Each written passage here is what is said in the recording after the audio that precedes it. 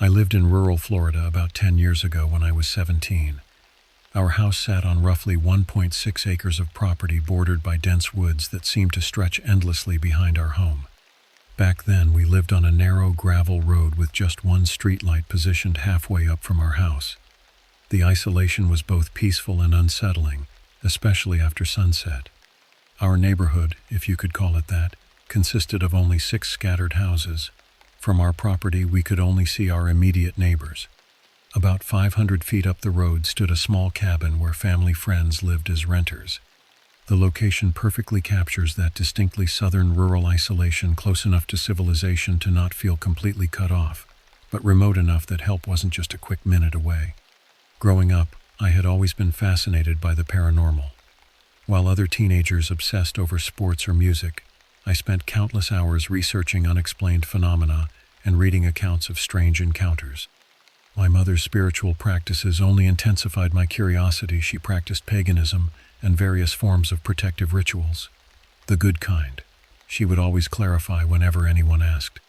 Her beliefs were rooted in protection and harmony with nature, though I never fully understood the extent of her practices until later. Our property had an unusual energy about it. The towering pines that surrounded our clearing seemed to hold secrets in their shadows, and the forest floor carpeted with fallen needles and dried leaves muffled sounds in a way that made the woods feel unnaturally quiet at times. During the day, these woods were my playground. By night, they transformed into something else entirely.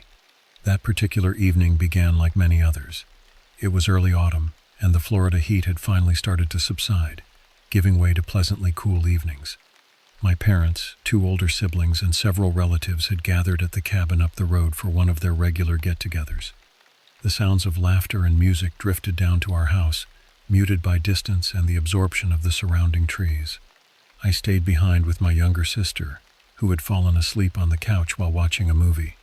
The living room was bathed in the flickering blue light of the television, casting strange, elongated shadows across the walls. The clock on the wall read just after 7:00 p.m., and darkness had fully descended outside our windows. While my sister slept, I felt restless. The house seemed too quiet, too confining. Maybe it was teenage boredom or perhaps some unconscious intuition, but something compelled me to step outside into the cool night air.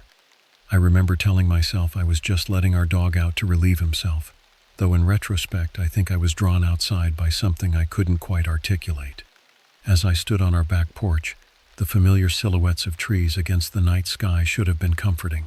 Instead, they seemed to shift and move in ways they shouldn't have.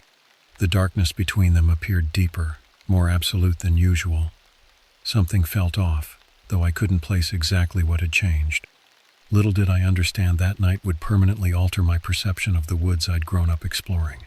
What I encountered would challenge everything I thought I knew about the natural world and leave me questioning whether some things are better left uninvestigated. Standing on the edge of our property, I gazed into the darkness beyond our yard. The night was unusually still, no chirping crickets, no rustling leaves. Even the distant music from the cabin seemed to have momentarily paused, leaving behind a vacuum of sound that pressed against my eardrums. That's when I heard movement in the woods near our bonfire clearing, about 100 feet from where I stood. The bonfire area was a spot our family used for gatherings, a circular clearing surrounded by tall pines where we'd set up chairs and roast marshmallows on weekend evenings. At first, I dismissed the sounds as wildlife. Growing up in rural Florida meant coexisting with various animals: raccoons, foxes, coyotes, and the occasional wildcat. But this sound was different. The footfalls were heavier, more deliberate than any local wildlife. Whatever moved through those woods had significant weight to it, pressing dried pine needles into the earth with each step. My instincts immediately signaled danger. The rational part of my brain tried to catalog possibilities: a large dog perhaps, or maybe a neighbor trespassing. But we were far from any walking path, and our neighbors rarely ventured into these woods, especially after dark. The movement continued, branches snapping under substantial weight. I backed toward the corner of our house, keeping my eyes fixed on the tree line. That's when I saw them, 2 pale, luminous discs floating about 6 feet above the ground at the forest's edge. They resembled eyes, but were too perfectly round, too intensely bright to belong to any animal I recognized. Those eyes, that's what they were, seemed to emit their own light rather than reflect it. They hung in the darkness like twin moons, unblinking and fixed directly on me. Despite the distance, I felt their gaze penetrating through me, studying me with cold intelligence. For several excruciating seconds, we remained locked in this standoff, me frozen in place, the entity motionless at the tree line. The boundary where our cleared property met the woods seemed to function as some invisible barrier. The thing, whatever it was, remained just beyond that threshold, as though physically unable to cross onto our land. Then it spoke. The sound that emerged from the darkness defied natural acoustics. It was simultaneously distant and right beside my ear, hollow yet resonant, like someone speaking through an old metal pipe. The voice was rough and strained, as though forcing sound through an anatomy not designed for human speech. "I see you," it said, the words unnaturally elongated. Hearing my name spoken by that voice triggered something primal inside me. Every cell in my body screamed to run, yet I remained paralyzed by fear, my muscles locked in place. "Come here," it continued, its tone shifting to something almost persuasive. "I don't want to hurt you." Its reassurance accomplished precisely the opposite of what it intended. The unnatural quality of its voice, that grating, metallic resonance, made each word feel like a physical threat. Though it remained at the tree line, I sensed its growing impatience, its desire to close the distance between us. "Here," it repeated, sharper this time, more command than invitation. The realization that this entity couldn't or wouldn't cross onto our property finally broke my paralysis. A rush of adrenaline flooded my system, briefly overwhelming my terror with youthful indignation. In that moment of misplaced courage, I committed what could have been a deadly mistake.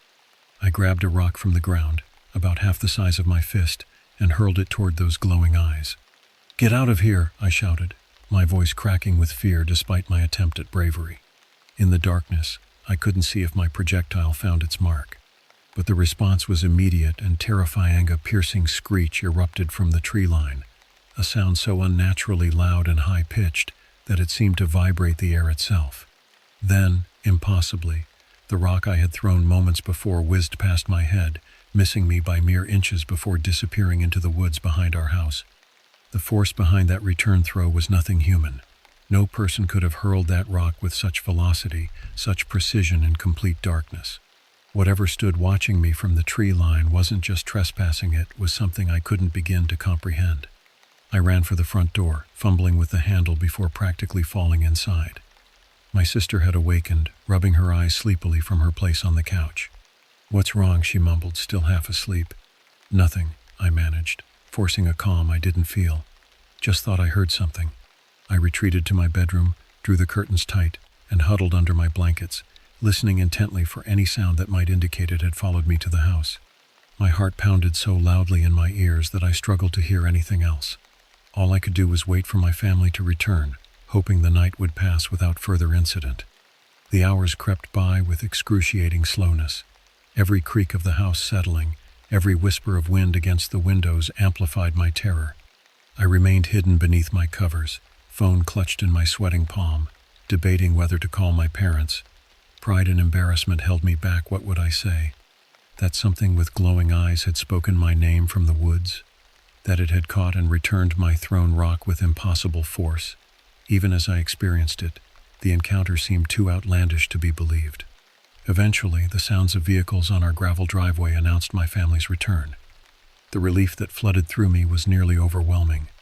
I emerged from my room on unsteady legs to find my mother in the kitchen, putting away leftovers from the gathering. Without explanation, I wrapped my arms around her and held tight. "Thank you," I whispered, "for protecting the family." She pulled back, studying my face with concern. "What do you mean? What happened?" "I don't want to talk about it," I replied, summoning a small smile. "Just thank you." That night marked the beginning of my insomnia. Sleep refused to come as I lay staring at my ceiling, ears straining for any sound from outside. The rational part of my brain tried to explain away my experience. Maybe it was a hunter with a flashlight. Perhaps the returned rock was simply my imagination. But I knew with bone-deep certainty that whatever I'd encountered was neither natural nor easily explained. The next morning, I ventured cautiously to the spot where I'd thrown the rock. Daylight transformed the woods into something mundane and familiar, yet I couldn't shake the feeling of being watched. The bonfire clearing showed no obvious signs of disturbance. No footprints or evidence of what I'd seen. This absence of proof only deepened my unease. If there were no traces, how could I convince myself or anyone else of what had happened? Over the following days, I developed new habits. I refused to go outside after sunset. My bedroom windows remained locked and curtained regardless of the stifling Florida heat. I invented excuses to avoid family campfires and outdoor gatherings.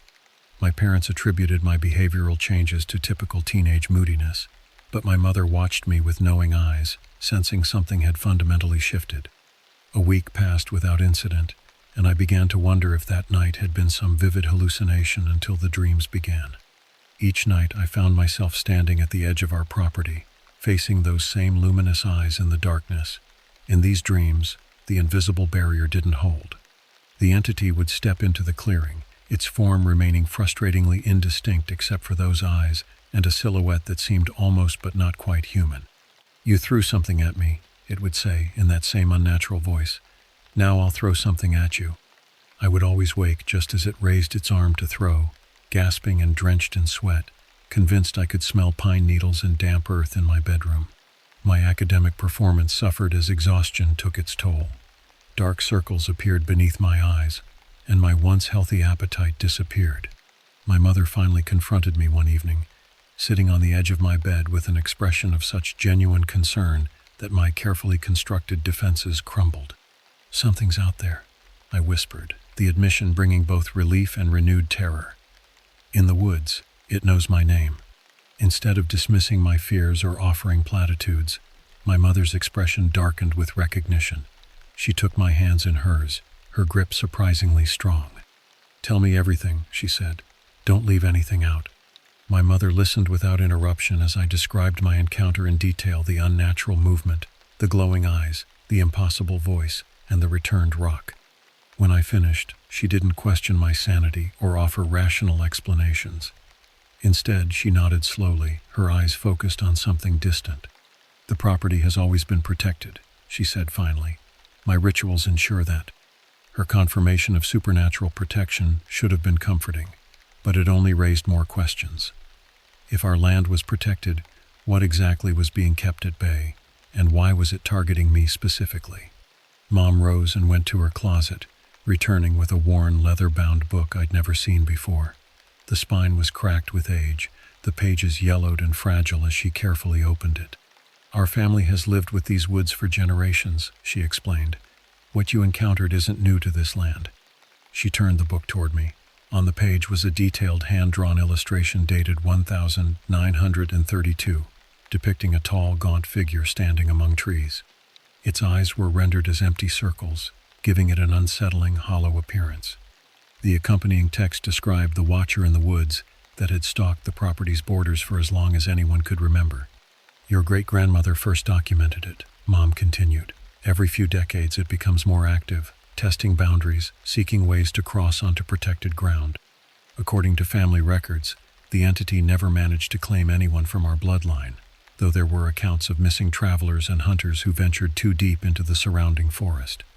The local indigenous people had apparently warned early settlers about the area, advising them to perform specific rituals before building homes. Those who heeded the warnings thrived. Those who dismissed them often abandoned their properties after experiencing phenomena similar to what I'd witnessed. "But why now?" I asked. "Why me?" My mother's expression grew troubled. "It's drawn to certain qualities: curiosity, emotional intensity, the threshold between childhood and adulthood. You're exactly the kind of person it finds interesting." She explained that my research into the paranormal might have inadvertently attuned me to forces most people remain blissfully unaware of. By seeking knowledge of the unknown, I had potentially made myself visible to it. "What exactly is it?" I pressed, needing to understand the threat I faced. My mother chose her words carefully. "The settlers called it many things: watcher, stalker, collector of souls. The indigenous people had their own name for it that roughly translates to the hungry one. But names have power, and it's dangerous to speak of such things too directly." She closed the book. "What matters is understanding how to stay protected. You challenged it, drew its attention more fully to you.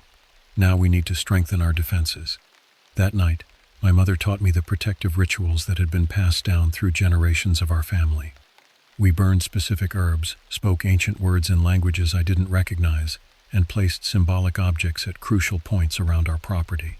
The ritual felt simultaneously primitive and profound, connecting me to ancestors who had faced the same entity centuries before. As we worked, my mother revealed more family history stories of close calls, of relatives who had glimpsed the entity during particularly vulnerable moments in their lives. Some had heard it mimic loved ones' voices to lure them into the woods.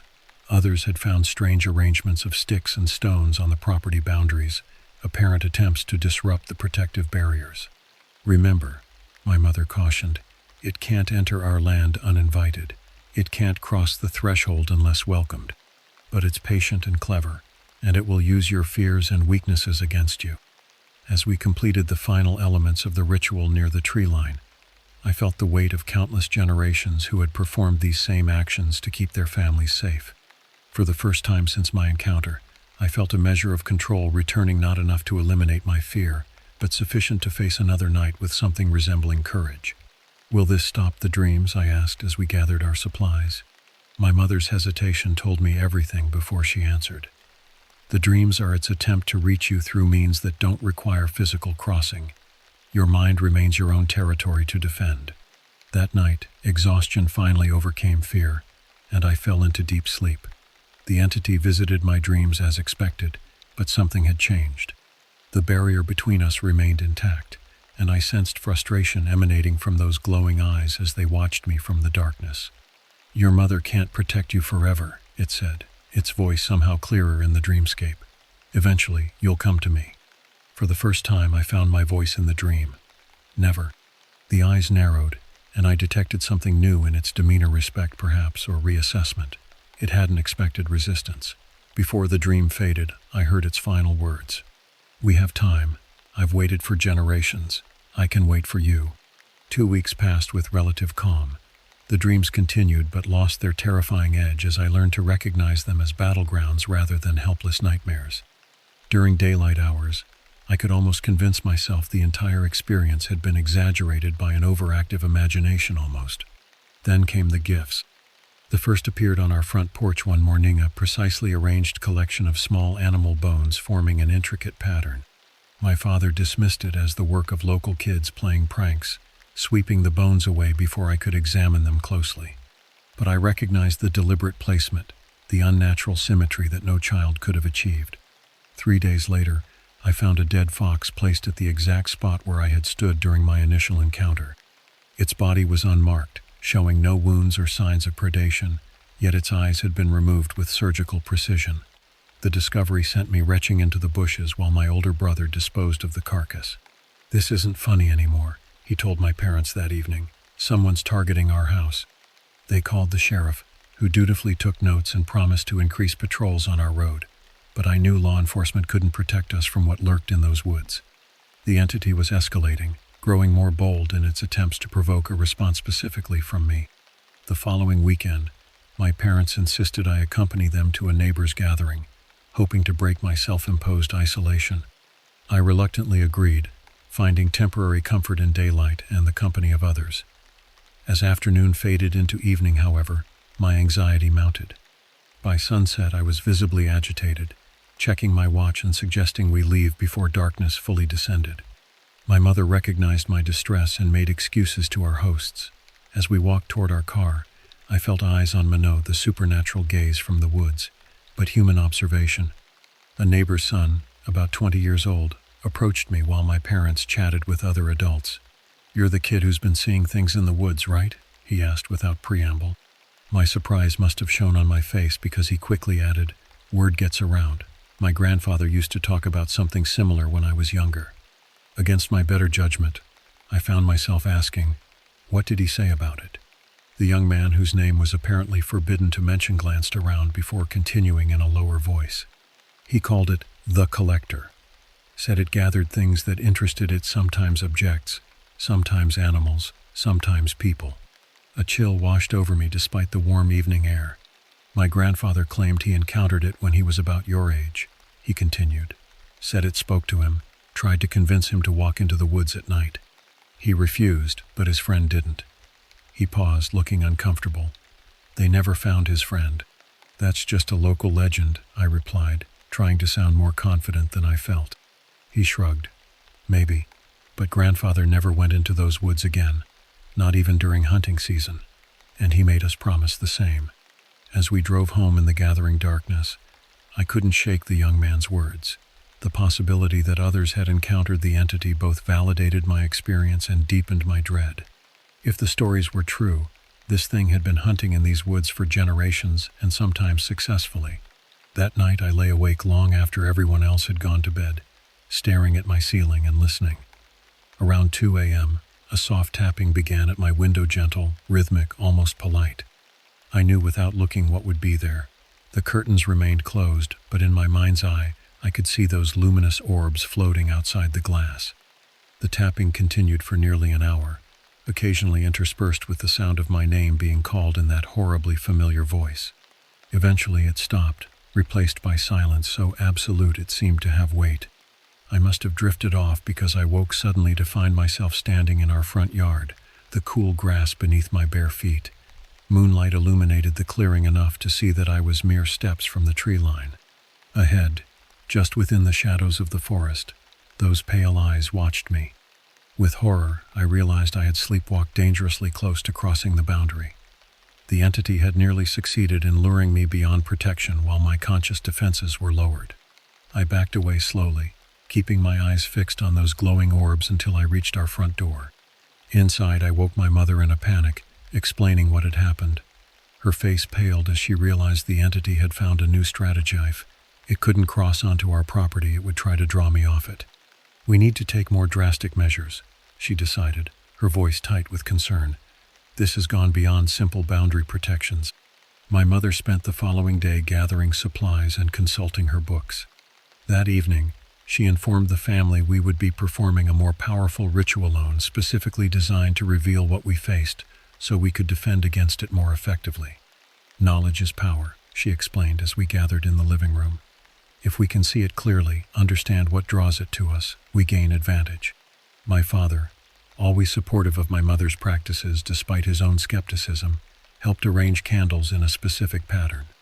My siblings looked uneasy but participated without complaint. They had witnessed enough strange occurrences recently to take the threat seriously. As darkness fell, we began the ritual. My mother burned herbs that filled the house with sweet, earthy smoke. She spoke words in that same ancient language, her voice growing stronger with each phrase.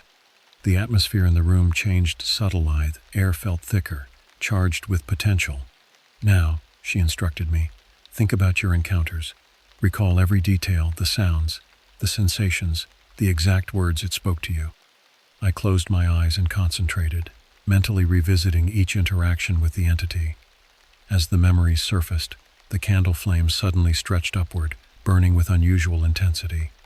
It's responding, my mother whispered. It feels our attention. A low humming vibration filled the room, making the windows rattle slightly in their frames. The temperature dropped noticeably, our breath becoming visible in the suddenly chilled air. What's happening? My father asked, his customary calm faltering. My mother's expression was one of fierce concentration. We're pulling back the veil, seeing through its disguise. The smoke from the herbs began swirling unnaturally, condensing into a vaguely humanoid shape in the center of our circle. Within this smoky silhouette, 2 points of light appeared, those same pale, luminous discs that had watched me from the woods.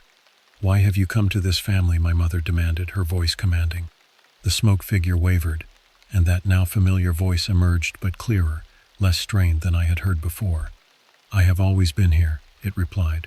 Long before your family, before any settlers. This land remembers me. What do you want with my child? My mother pressed. The smoke shifted, those glowing eyes turning directly toward me. Potential, curiosity, youth, things I have lost. A sudden realization hit me. This entity wasn't necessarily malevolent in the way I had imagined. It was ancient, alienating, frightening in its otherness, but its interest in me wasn't simply predatory. It was drawn to qualities I possessed that it recognized or perhaps coveted. Are you human? I found myself asking. Were you ever human? The smoke rippled, almost like laughter. I was, long ago, before time was measured as you measure it. My mother tensed beside me. A human who became something else, she murmured. Through choice or circumstance. Choice, the voice confirmed. Always choice, as your child will have choice. The implication chilled me more deeply than any supernatural encounter. This entity believed I could or would become like it someday. That my fascination with the unknown might lead me down a path similar to whatever transformation it had undergone. I don't want what you're offering, I stated firmly. The smoke figure inclined what passed for its head. Yet. You don't want it yet. But curiosity grows. Questions multiply. Ordinary existence dulls. I have watched your kind for centuries. I recognize the signs. My mother stepped forward, placing herself between me and the apparition. You will not have my child, not through force, manipulation, or temptation. This family stands protected. The smoke began to dissipate, those glowing eyes dimming slightly. Before it fully vanished, the entity spoke one final time. Protection doesn't last forever. Generations pass. Knowledge fades. I remain. With those words, the smoke scattered, the candles extinguished simultaneously, and the temperature gradually returned to normal. We sat in stunned silence for several moments before my father switched on the lights. Did we banish it? My younger sister asked hopefully. My mother's expression was somber. No. We merely understood it better, and it understood us. That night, for the first time since my initial encounter, I slept without dreaming of glowing eyes or voices from the darkness. But this absence brought no comforting sense. The entity had simply changed tactics once again, settling in for a longer game than I had initially realized. The revelation that our unwelcome watcher had once been human transformed my fear into something more complex. Horror remained, certainly, but now accompanied by uncomfortable curiosity. What process could change a person into such an entity? How long had it existed in this in-between state, neither fully human nor supernatural? Most disturbingly, what had it recognized in me that suggested I might follow a similar path? These questions consumed my thoughts in the days following our ritual. I delved deeper into my mother's books, searching for historical accounts that might explain the entity's origins. Among her collection, I discovered a journal dating back to the early 1800s, written by a settler who had originally claimed our land.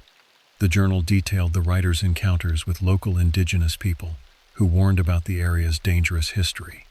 According to their oral traditions, a medicine man from centuries earlier had sought immortality through forbidden rituals. He achieved his goal, but at terrible cost, becoming untethered from humanity, unable to fully exist in either the physical or spiritual realm. Condemned to haunt the boundaries between worlds, he developed an obsession with those who showed similar spiritual inclinations. The account aligned disturbingly well with our experiences. The entity that watched our property wasn't some ancient evil or mythological creature. It had been a person who made catastrophic choices in pursuit of knowledge beyond natural limits. Armed with this information, I approached my mother. It's targeting me because it thinks I'm like it was, I explained. Because I research the supernatural. Because I'm drawn to understanding things beyond normal experience. She nodded slowly. That's what I feared. It recognizes something in your spirit, a kinship or potential for kinship. How do I convince it it's wrong, I asked. How do I make it understand I don't want whatever transformation it underwent? My mother considered this carefully. You must confront it directly, not in dreams or through ritual, but at the boundary where it dwells. You must reject its offer explicitly, with absolute conviction. The thought of deliberately seeking another encounter terrified me, but I recognized the necessity. This entity wouldn't simply lose interest or find another target. It had fixated on me specifically, and only direct rejection might dissuade it. We planned the confrontation meticulously. My mother strengthened the protective boundaries around our property and prepared me with specific phrases and gestures that would reinforce my rejection.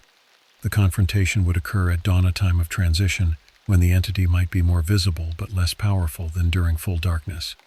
The appointed morning arrived clear and cool. I stood at the edge of our property as the first light of dawn filtered through the trees. My mother waited on the porch, close enough to intervene if necessary, but giving me space to face this challenge alone. As the forest gradually emerged from darkness, I sensed rather than saw the entity's approach. The air grew noticeably colder, and birds that had begun their morning song suddenly fell silent. Then, at the precise boundary between our cleared land and the woods, the familiar glowing eyes materialized. "I know what you were," I called out, my voice steadier than I expected. "I know what you want from me."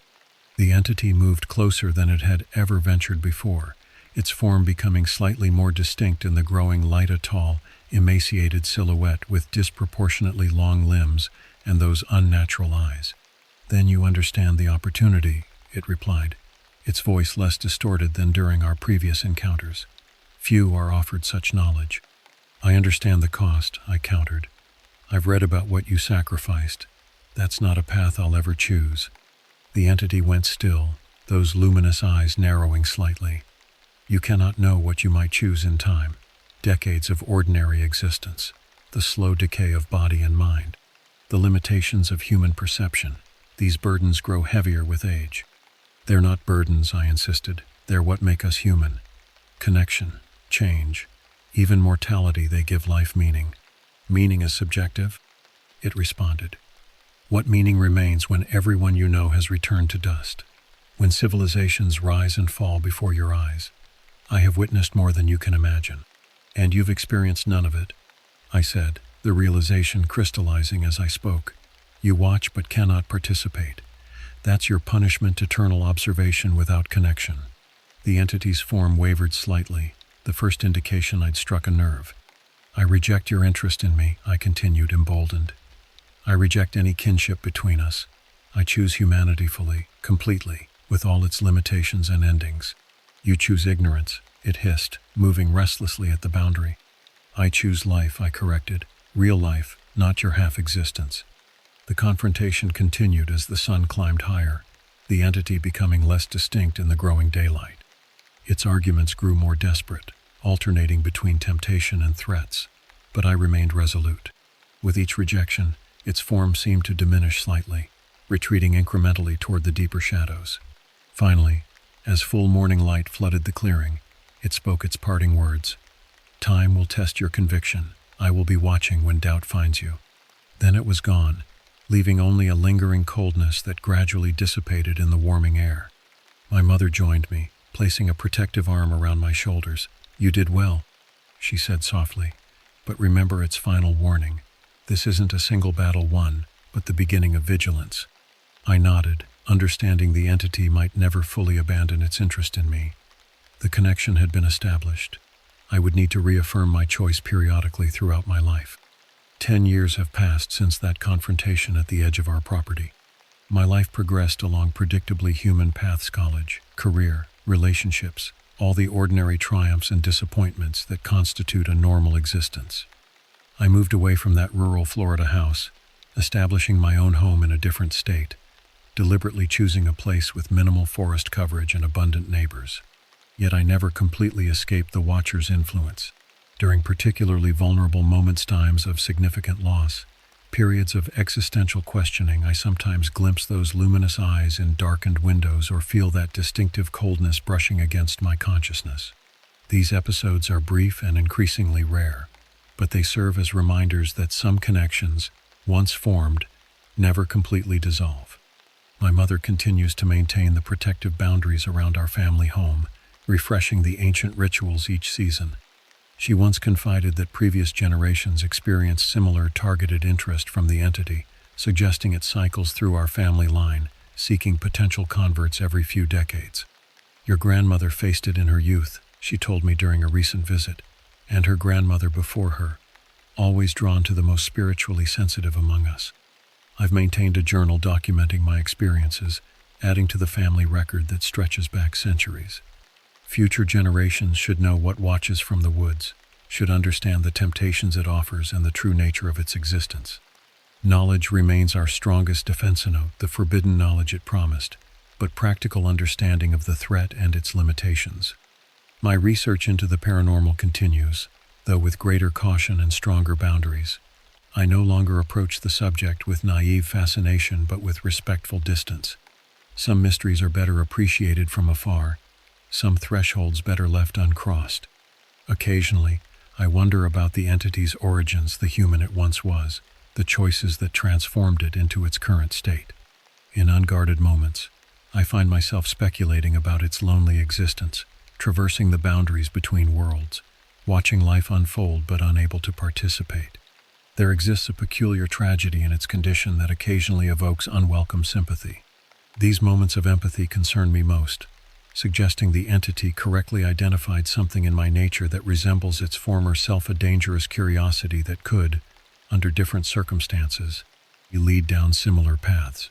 The recognition of this potential affinity serves as my most important safeguard, a constant reminder of what I might become if I pursued knowledge without ethical constraints. When I visit my childhood home, I no longer fear the forest that surrounds it. I respect its dangers but understand my power to reject what lurks within. The boundary between our property and those woods represents more than physical separation. It delineates a crucial philosophical choice between participation in human existence, with all its limitations, and the cold observation of immortality without connection. Sometimes, standing at that boundary during daylight hours, I speak aloud to the watcher I know still lingers among the trees. I describe the richness of human experience, the connections formed, the growth achieved, even the poignant beauty of transience. Whether these monologues reach their intended audience, I cannot say, but they reinforce my commitment to the path I've chosen. God alone knows what truly awaits beyond mortal existence, but I've concluded that rushing toward such knowledge through forbidden means creates something neither human nor divine, just the hollow observer my family has contended with for generations. The entity was right about one thing: time tests conviction. Each passing year brings new questions, new awareness of mortality's approach. Yet these challenges strengthen rather than weaken my resolve. I choose the finite but fully experienced human journey over eternal shadow existence. Those glowing eyes may continue watching from forest edges and darkened corners throughout my life, but they observe someone firmly committed to remaining human with all the wonder, connection, and yes, eventual ending that entails.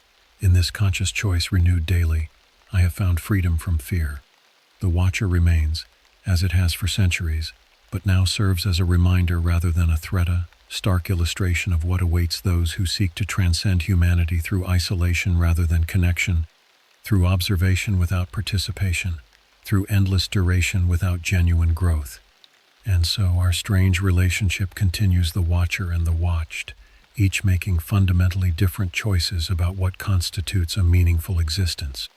In that philosophical gulf between us lies the essence of what it means to embrace our humanity, limitations and all.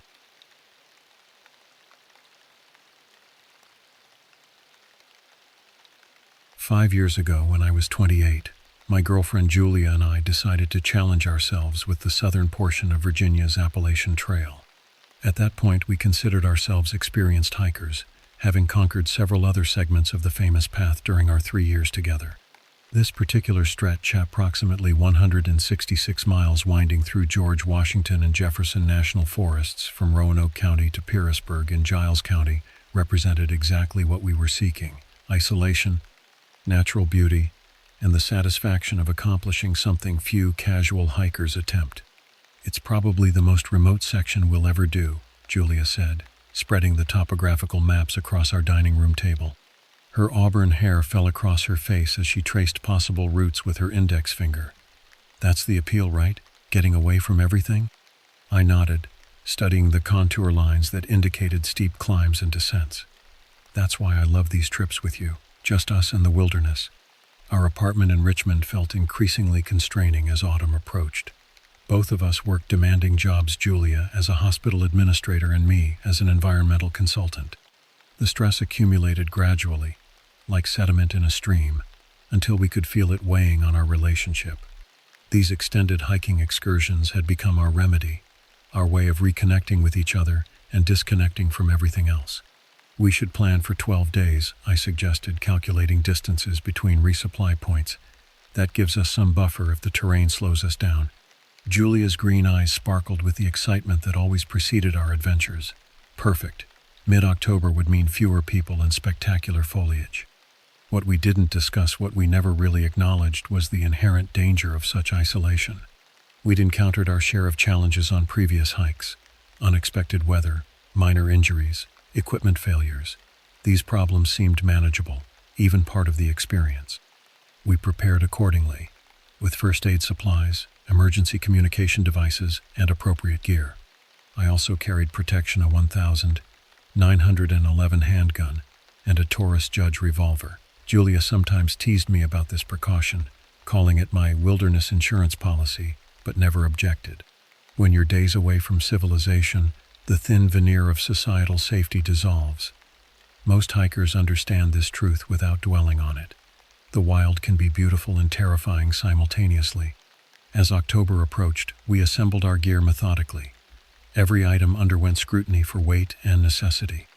We dehydrated meals, packed layers for fluctuating temperatures, and tested our equipment repeatedly.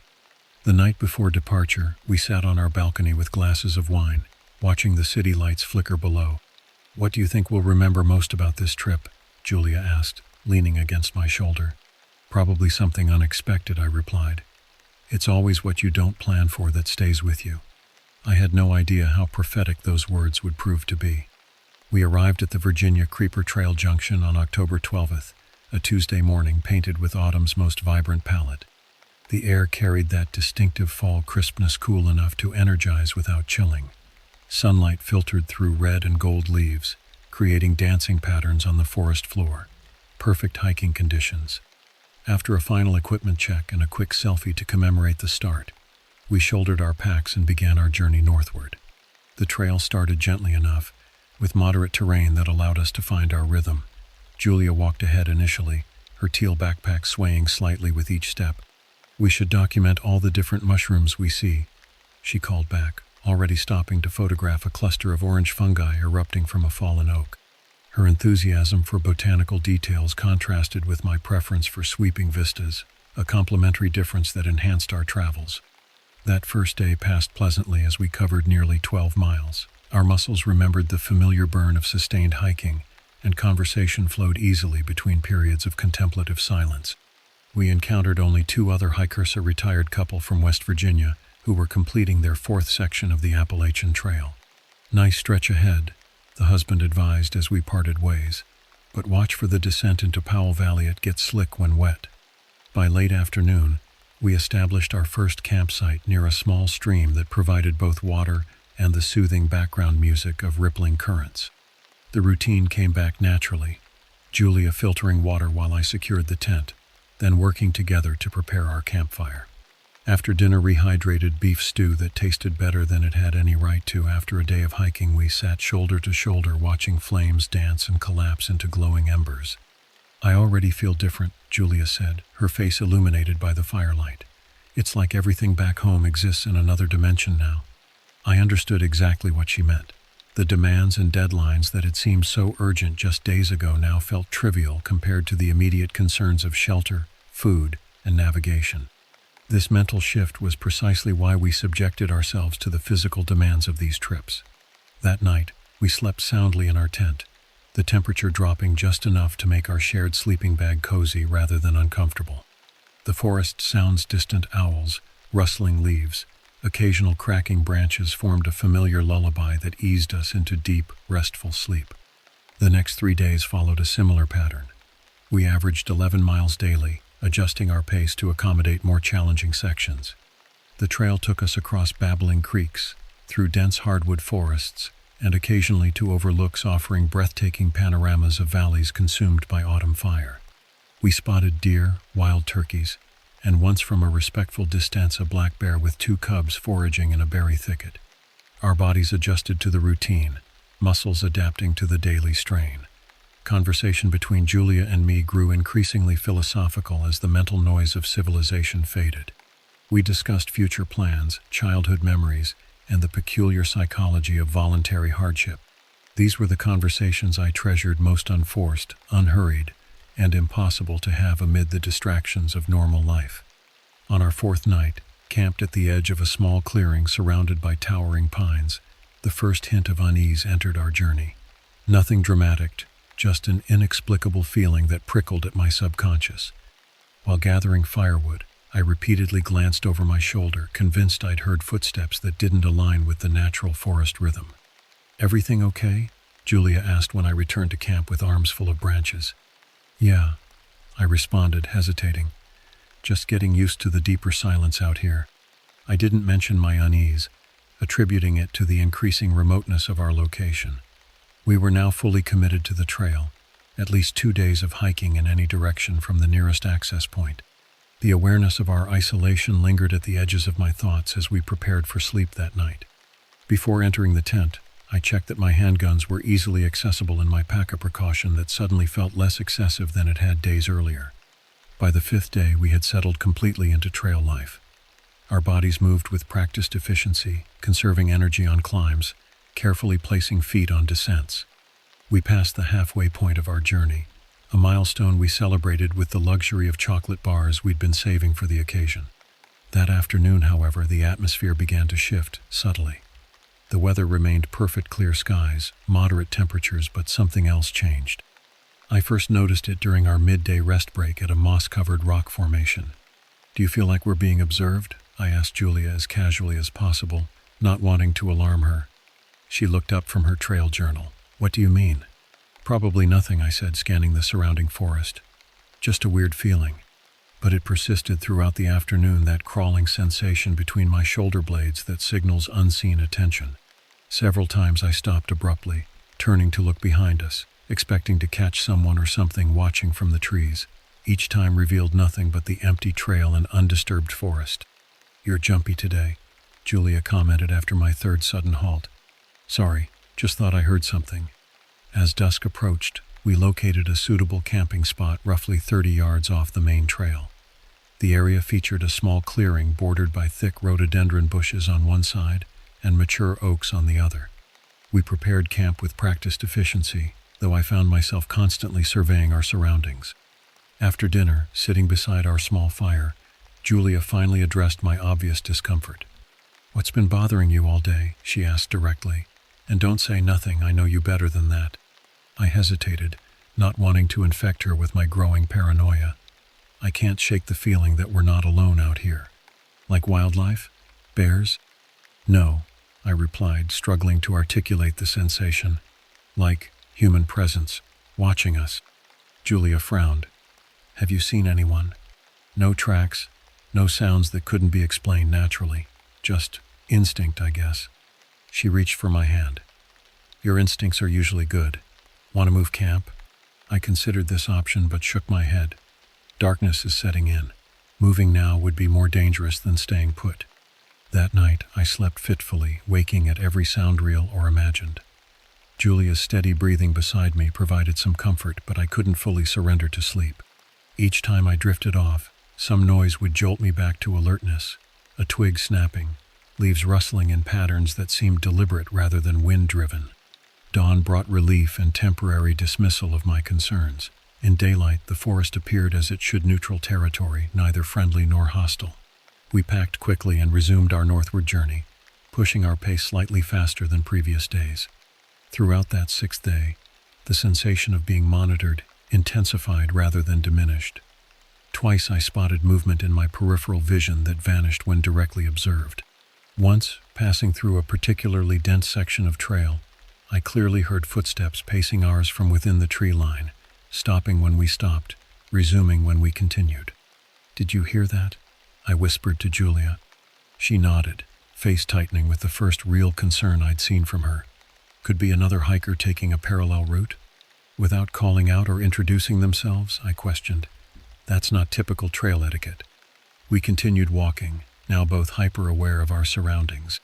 The magical quality of the forest had transformed into something more sinister, each shadow potentially concealing a watcher, each sound carrying ambiguous intent. When we stopped at a stream to refill our water bottles, I noticed something that confirmed my suspicions weren't merely imagination. On the muddy bank, partially obscured by fallen leaves, was a clear boot print. The impression was fresh, the edges still sharp rather than eroded by time or elements. Most tellingly, it pointed in the same direction we were traveling. I motioned Julia over silently and indicated the print. "Someone's following us," she whispered, voice tight with controlled fear. I nodded, and trying to stay hidden while doing so. "Rangers? Maybe checking on hikers?" "Rangers would identify themselves," I replied, "and they'd use the established trail, not parallel it from cover." The remainder of that day took on a surreal quality. We maintained our pace and outward calm, discussing options in hushed tones while scanning constantly for further evidence. By unspoken agreement, we decided to deviate from our planned route, hoping to determine whether the presence would adjust to follow us. It did. An hour after our deliberate detour, I spotted broken branches and disturbed underbrush about 50 yards off our new heading, signs of someone moving hastily through dense forest to maintain their relative position to us. As daylight began fading, we faced a critical decision about where to camp. Standard wisdom suggested staying on or very near the trail, where other hikers might pass. But with no other hikers in sight for nearly 2 days, and the certainty that someone was deliberately tracking us, conventional safety rules seemed inadequate. We should find somewhere defensible, I suggested to Julia, somewhere they can't approach without us knowing. She agreed immediately, her earlier skepticism completely evaporated. We eventually located a small depression near a rocky outcropping that would prevent approach from behind. The position offered good visibility in 3 directions and solid rock at our backs. Not ideal for comfort, but significantly better for security. That night, I placed my guns within immediate reach and suggested we take alternating watch shifts. "You really think that's necessary?" Julia asked, though her tone indicated she already knew the answer. "I hope I'm overreacting," I replied honestly, "but yes, I do." I took the first watch while Julia tried to sleep. The forest at night transforms in ways non-hikers can never fully appreciate. Shadows gain substance, movements become meaningful, and the boundary between imagination and reality blurs. I sat with my back against the rock face, eyes constantly scanning the tree line, ears straining to differentiate normal forest sounds from potential threats. Approximately 2 hours into my vigil, shortly after midnight, I detected a pattern change. The typical nocturnal sounds, insects, occasional owl calls, rustling from small mammals, suddenly diminished. This abrupt hush represented the most alarming signal possible. Something larger was moving nearby, something that disturbed the forest's natural rhythm. I placed my hand on Julia's shoulder, applying gentle pressure to wake her without sound.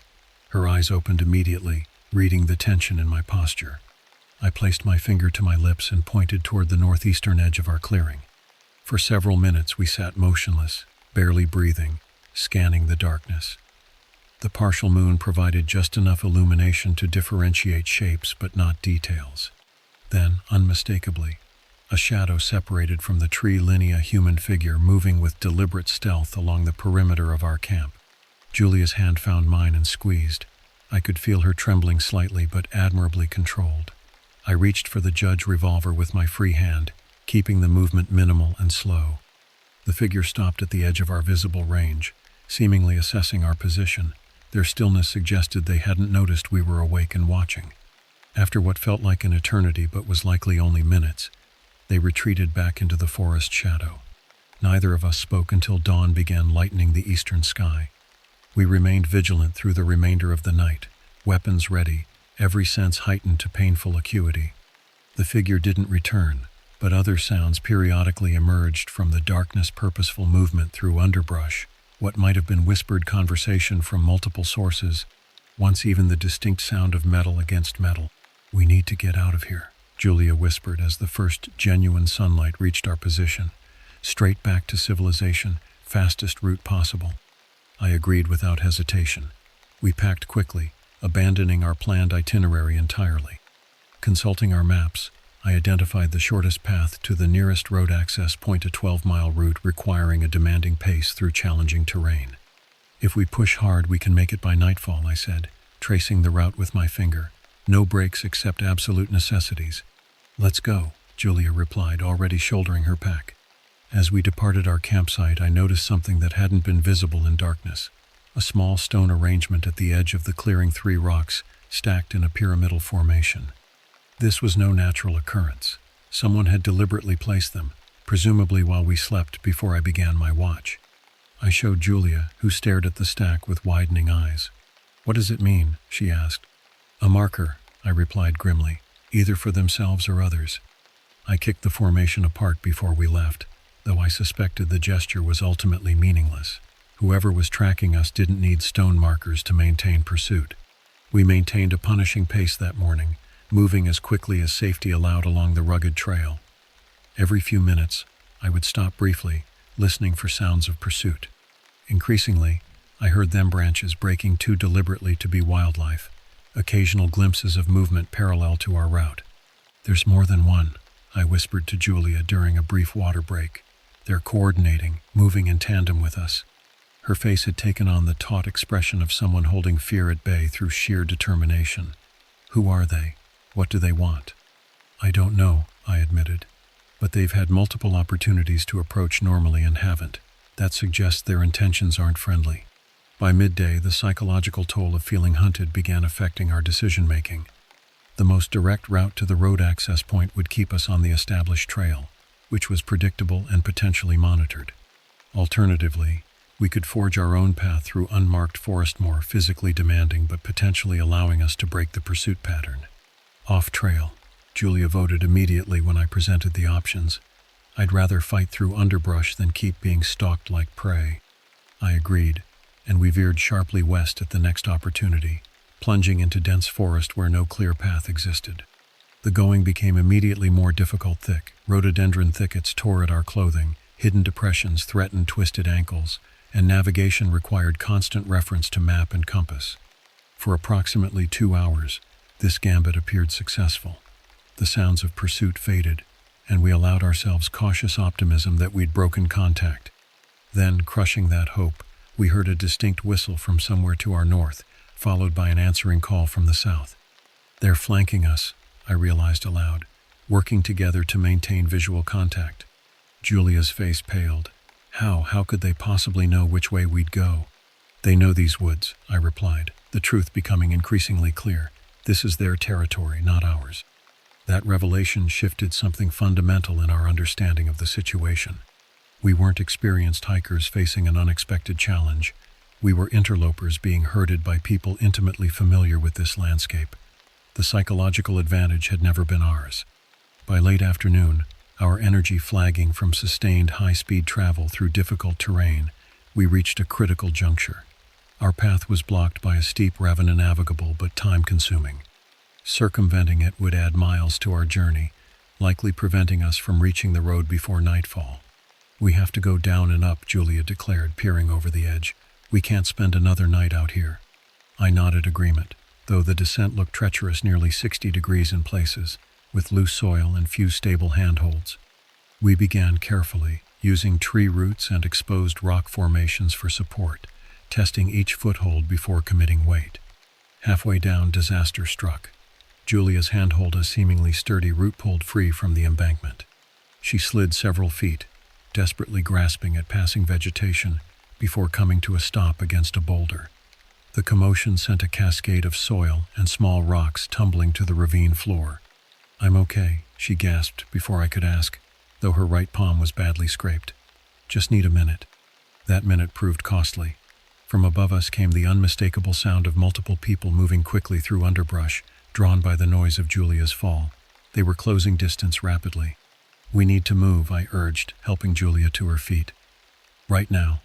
We abandoned caution for speed, half climbing, half sliding the remaining distance to the ravine bottom. Above us, the sounds of pursuit grew louder. I caught a glimpse of movement, a figure in dark clothing briefly visible at the ravine edge before ducking back from view. The ravine bottom offered momentary concealment via large boulders and fallen trees. We used this cover to assess options. The opposite slope appeared marginally less steep than our descent route, but would still require significant effort that would leave us exposed and vulnerable during the climb. "We could follow the ravine instead," Julia suggested, pointing to where the natural channel widened to the east. "They'd anticipate that," I countered, "and it might lead us further from the road." A sudden sound from above resolved our indecision, the distinct click of metal that my mind instantly recognized as weapon-related. Whether hunting rifle or something else, the implication was clear. Our pursuers were armed and close enough to potentially use those weapons. "Up," I whispered urgently. "Now." We began ascending the opposite slope, using every available tree trunk and rock outcropping for leverage.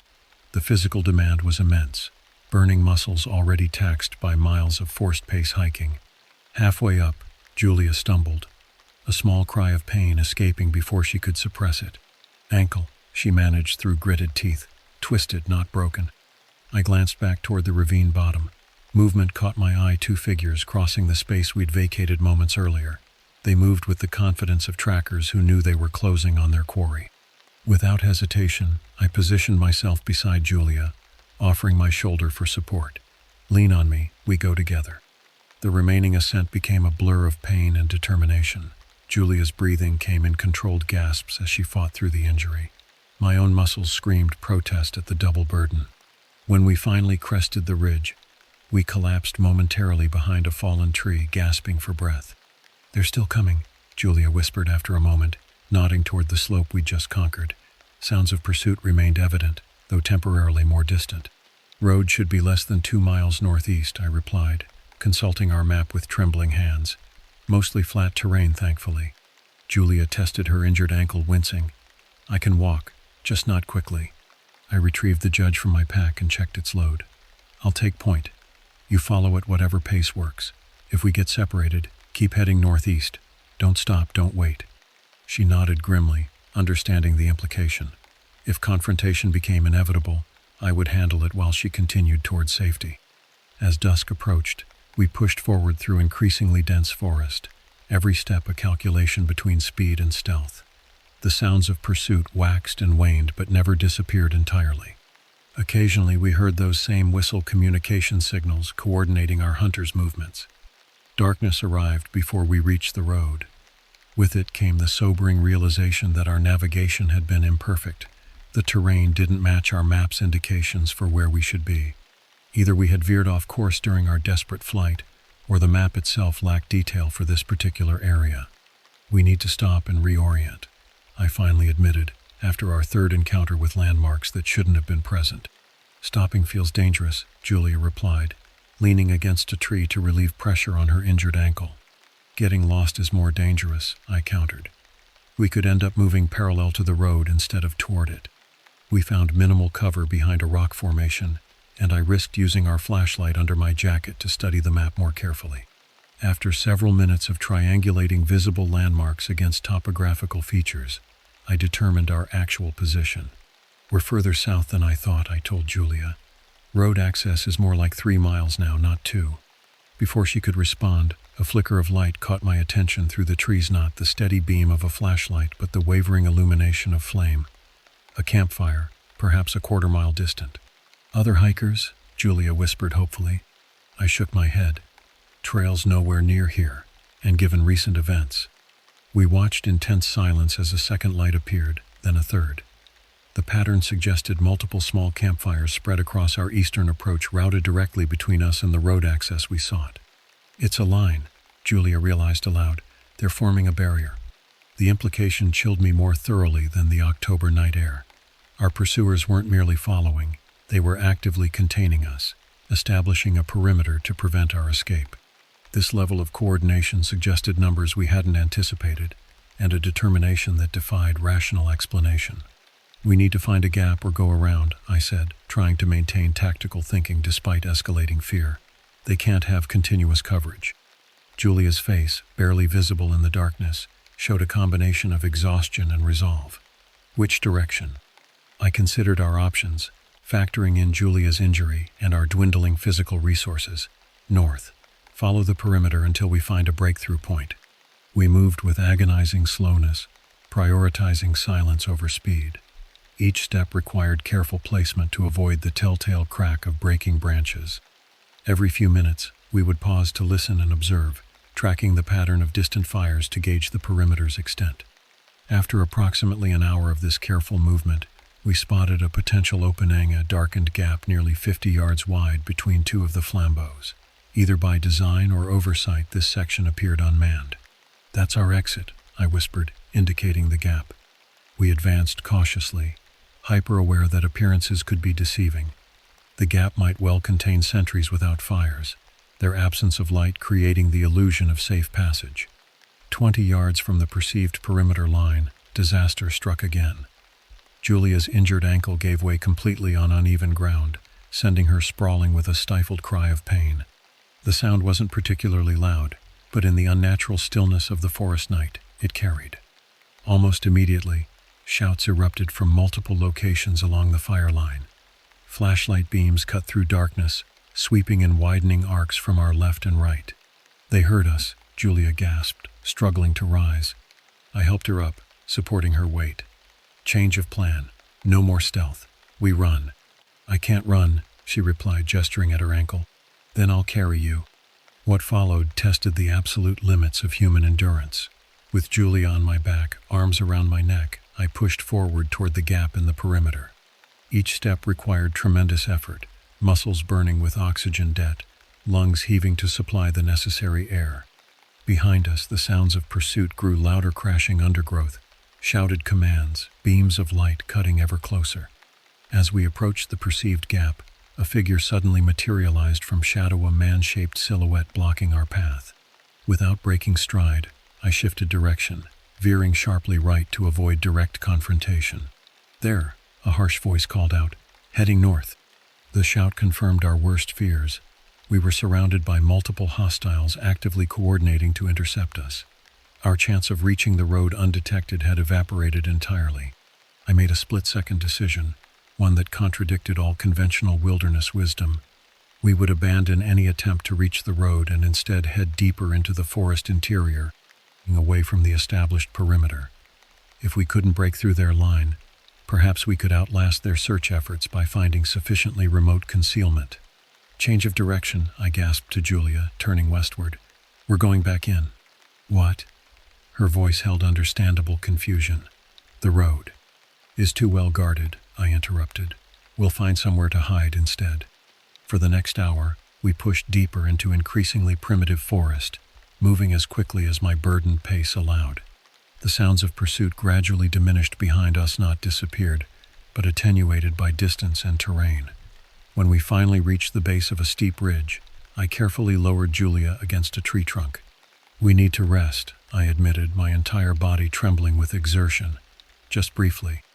Julia nodded, her face pale with pain and exhaustion. "Who are these people? Why are they doing this?" I had no answers that wouldn't terrify her further. Instead, I focused on our immediate survival. There should be a natural cave system in this ridge, according to the map. If we can locate an entrance, it might provide defensible shelter. After 10 minutes of necessary recovery, we began searching the ridge base for cave openings. The geological composition, predominantly limestone with significant erosion patterns, suggested numerous possibilities. Eventually, Julia spotted what we needed: a narrow fissure partially concealed by vegetation, just wide enough for human passage. I examined the opening carefully, checking for signs of animal habitation or instability. Finding neither, we squeezed through into absolute darkness. I risked using our flashlight briefly to assess the interior. The space opened into a modest chamber approximately 15 feet in diameter with a ceiling height that allowed us to stand upright. Multiple smaller passages branched from the main chamber, though none appeared to offer better concealment than our current position. "This works," I declared, helping Julia to a relatively flat section of floor. "We can defend this entrance if necessary." While Julia rested, I created minimal barricades near the entrance, loose stones and branches arranged to create noise if disturbed. I positioned myself where I could monitor the opening while maintaining coverage of Julia's position. "Will they find us?" she asked after a long silence. "Eventually," I answered honestly, "but hopefully not before daylight. By then, we'll have recovered enough strength to try again." She nodded, accepting this grim assessment. "Thank you for not leaving me behind." "That was never an option," I replied, reaching for her hand in the darkness. We settled into uneasy vigilance, taking turns staying alert while the other rested.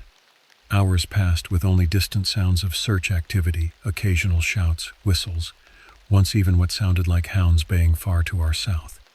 Around what I estimated to be 3 a.m., the search sounds intensified again, closer, more purposeful.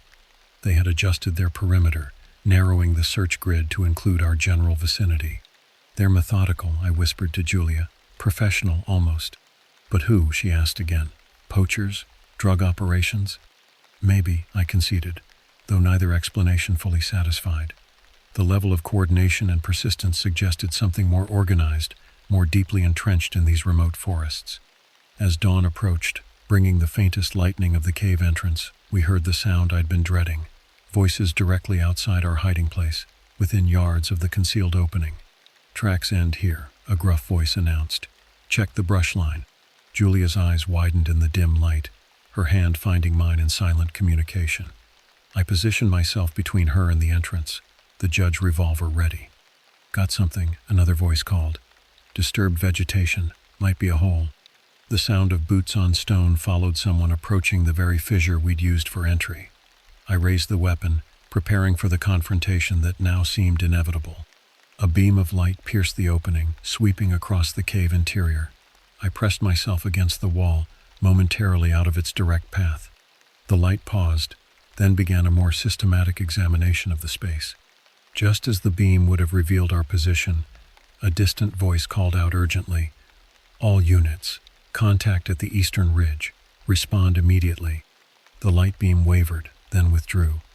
Boots scraped on stone as our searcher apparently abandoned the cave investigation to respond to the new development. "Lucky," Julia breathed after several minutes of renewed silence. "Or someone else they're hunting," I replied grimly.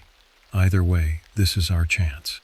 We waited 15 tense minutes to ensure the searchers had truly departed before cautiously emerging from our cave shelter. The forest had transformed yet again, with approaching dawnbirds beginning their morning communications, dew glistening on every surface, visibility gradually improving with the lightening sky. Julia tested her ankle and reported improvement, though still far from fully functional. "Which way?" she asked. I oriented myself using the emerging sunlight. "East, directly toward the road. They've apparently shifted focus north, which might give us the opening we need." We moved as quickly as Julia's injury permitted, taking advantage of the transitional lighting conditions, bright enough to navigate efficiently, but still dim enough to provide some concealment. The forest showed increasing signs of human activity: trampled vegetation, occasional boot prints, once even a discarded food wrapper that looked disturbingly recent.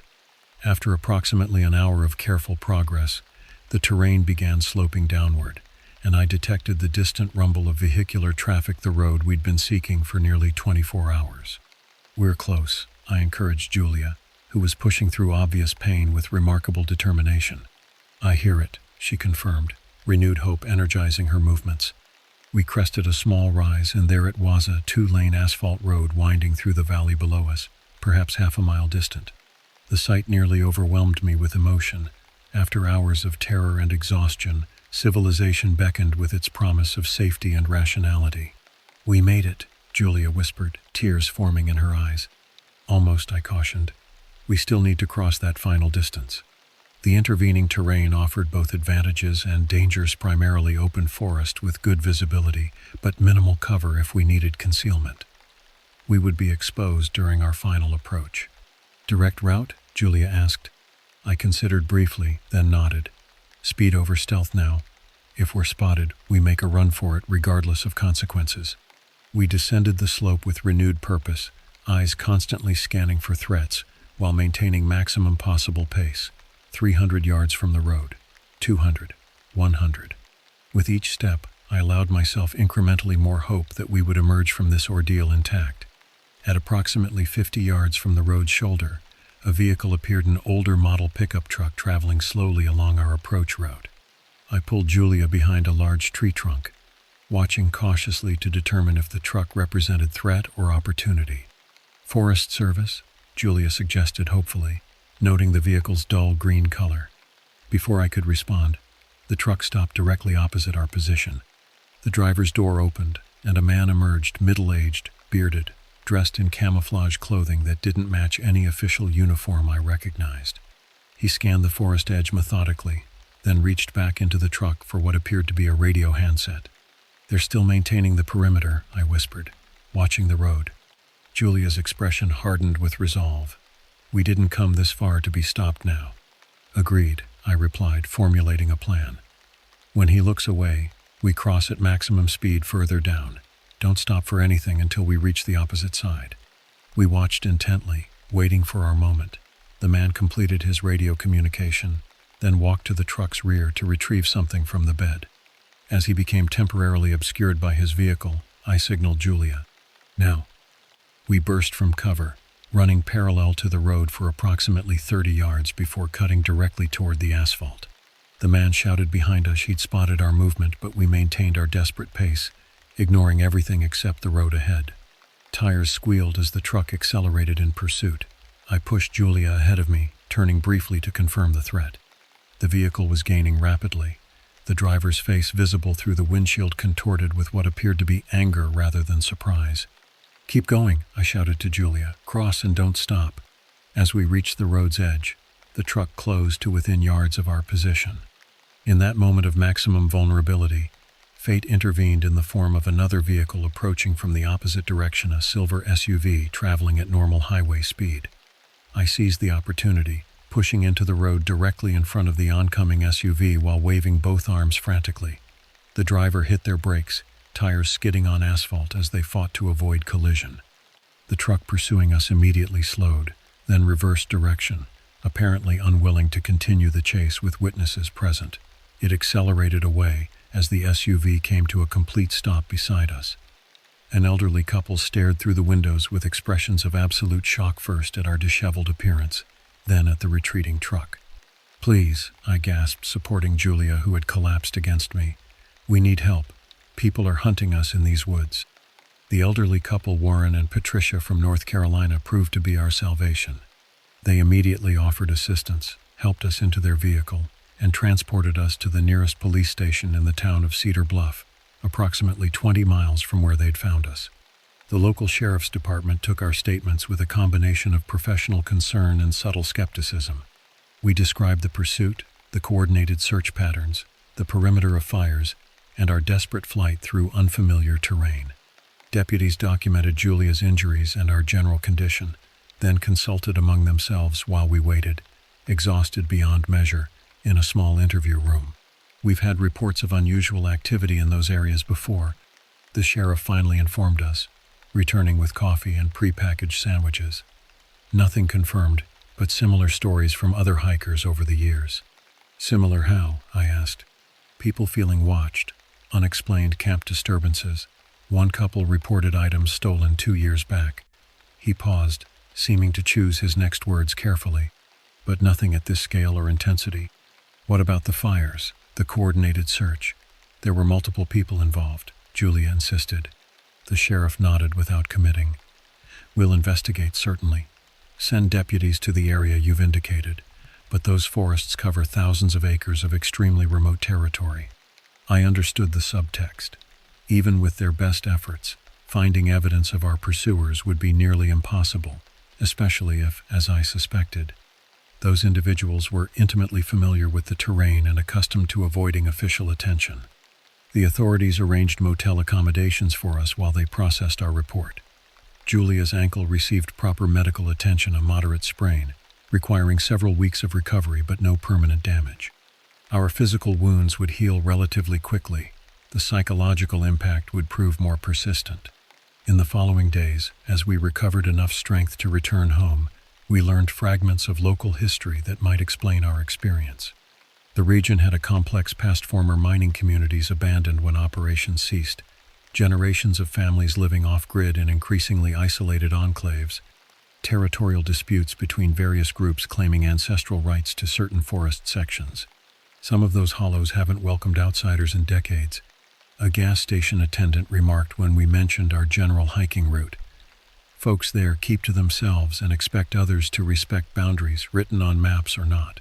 Whether our pursuers represented territorial residents, illegal operations requiring privacy, or something else entirely, we would never definitively know. The sheriff's investigation yielded nothing conclusive: a few abandoned campsites, some unusual trail modifications, but nothing directly connecting to our experience. We returned to Richmond, fundamentally changed. Our relationship survived but transformed, strengthened in some ways by shared trauma, challenged in others by the lingering effects of sustained fear. Julia continued hiking eventually, though never again in remote areas. I haven't returned to any wilderness trail, my former passion for isolation permanently tainted by memories of those October nights. Sometimes, particularly when autumn leaves begin changing colors, I find myself staring into forest edges with involuntary vigilance, searching for movement that doesn't align with natural patterns. In moments of insufficient sleep or stress, I imagine hearing those coordinating whistles from the darkness beyond our suburban home. The most disturbing aspect remains the purposefulness of our pursuers. They weren't merely territorial residents warning away trespassers. Their methods suggested something more systematic, more practiced. The perimeter of fires, the coordinated search patterns, the radio communications all indicated a group accustomed to hunting human quarry through difficult terrain. For what purpose, I remain grateful not to know. I tell this story not to discourage wilderness exploration, but to advise caution. Nature itself presents sufficient challenges without adding human malevolence to the equation. Maps define parks and public lands with reassuring clarity, but reality proves messier. Some territories remain effectively claimed despite official designations, and those claims may be enforced by means no regulation anticipates. If you hike the Southern Appalachian Trail, particularly those remote sections through Jefferson National Forest, stay on marked paths. Camp only at designated sites where other hikers might pass. And if you sense that crawling sensation between your shoulder blades that signals unseen observation, trust your instincts. Not all who watch from forest shadows welcome your presence, and some boundaries exist only in the understanding of those who have always lived beyond civilization's comfortable reach.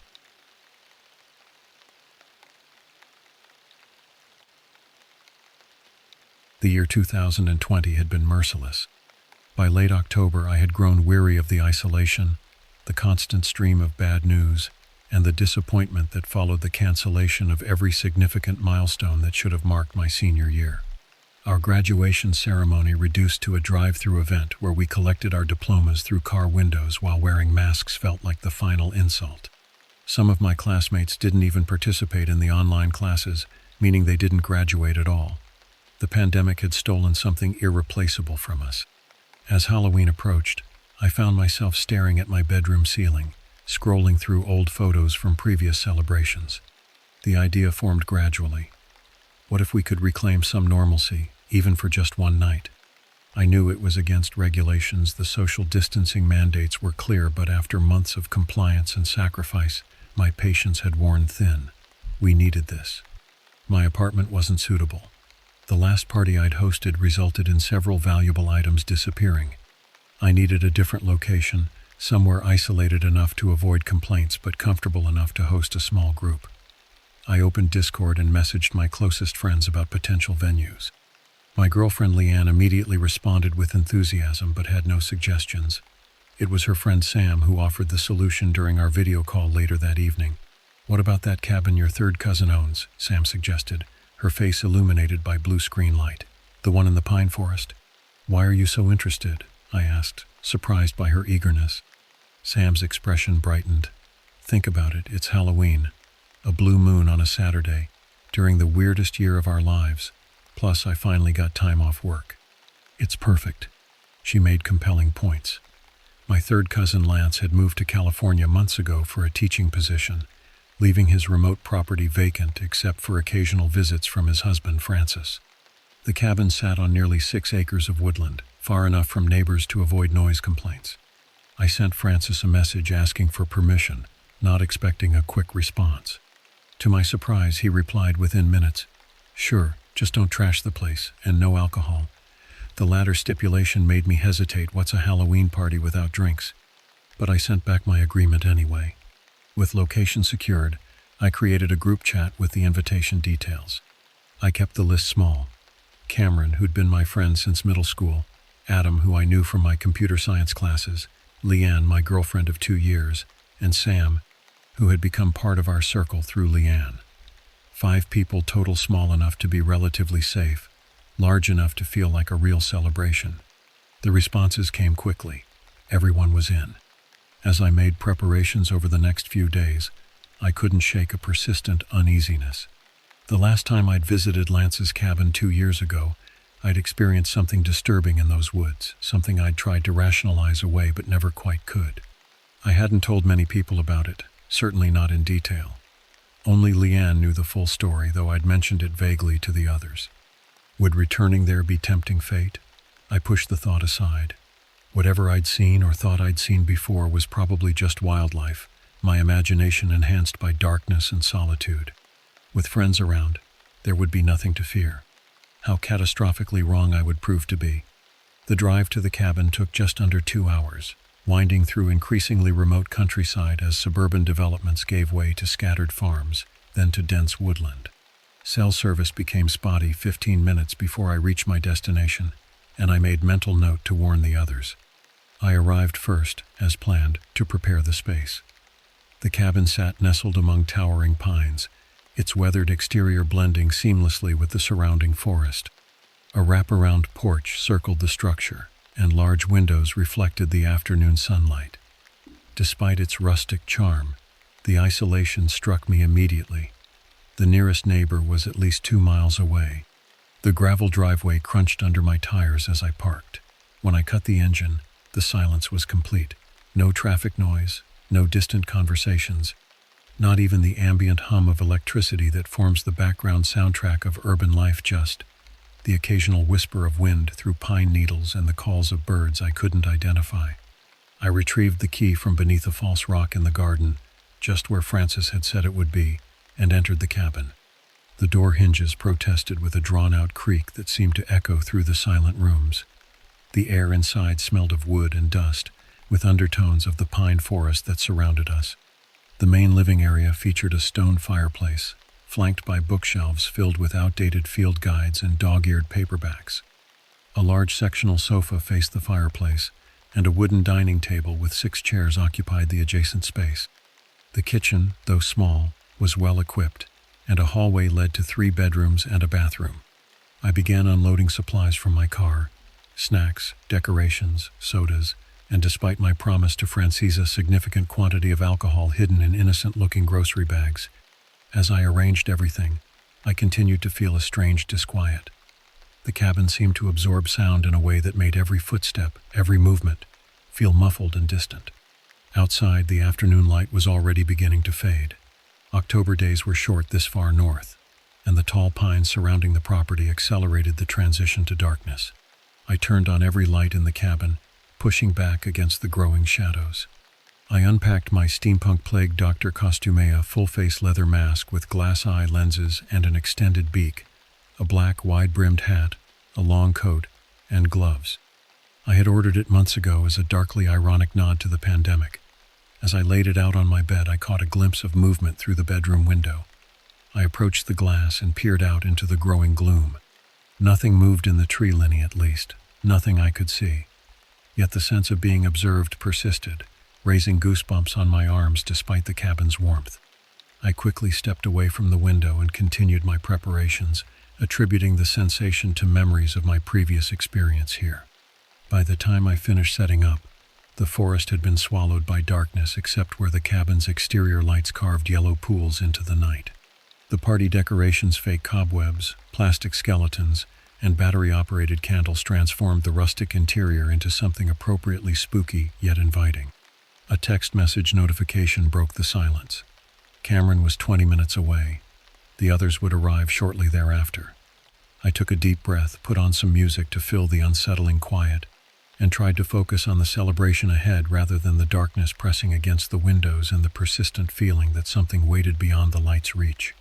The sound of tires on gravel announced Cameron's arrival. I stepped onto the porch as his headlights swept across the front of the cabin, briefly illuminating the surrounding trees. He emerged from his car wearing one of those LED purge masks that had become popular in recent years, the eerie blue glow distorting his features. "Nice place," he said, removing the mask as he approached. "Isolated enough that no one will call the cops on us." He handed me a 6-pack of hard cider. "Brought provisions." "Perfect," I said, helping him unload more drinks from his trunk. "The others should be here soon." We had barely finished storing the alcohol when Leanne's car appeared on the winding driveway. She stepped out wearing her Little Red Riding Hood Costumea modernized version, with a short red dress, knee-high boots, and a hooded cape that fell to her waist. "Very appropriate for the woods," I noted as I embraced her. "I thought so," she replied, looking around at our surroundings, "though maybe not the most comfortable choice for running from predators." I laughed, but her words sent an involuntary shiver through me. "Let's hope you won't need to."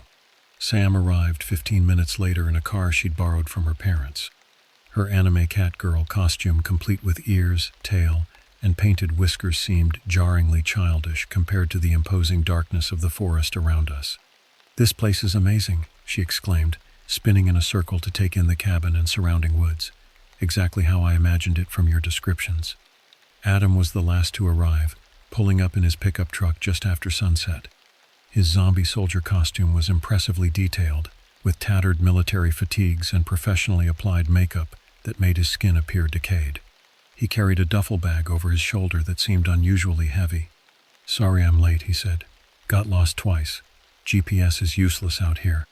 With everyone present, the party properly began. We gathered in the living room, where I had set up a makeshift bar on a side table. Cameron connected his phone to the portable speaker I'd brought, filling the cabin with music.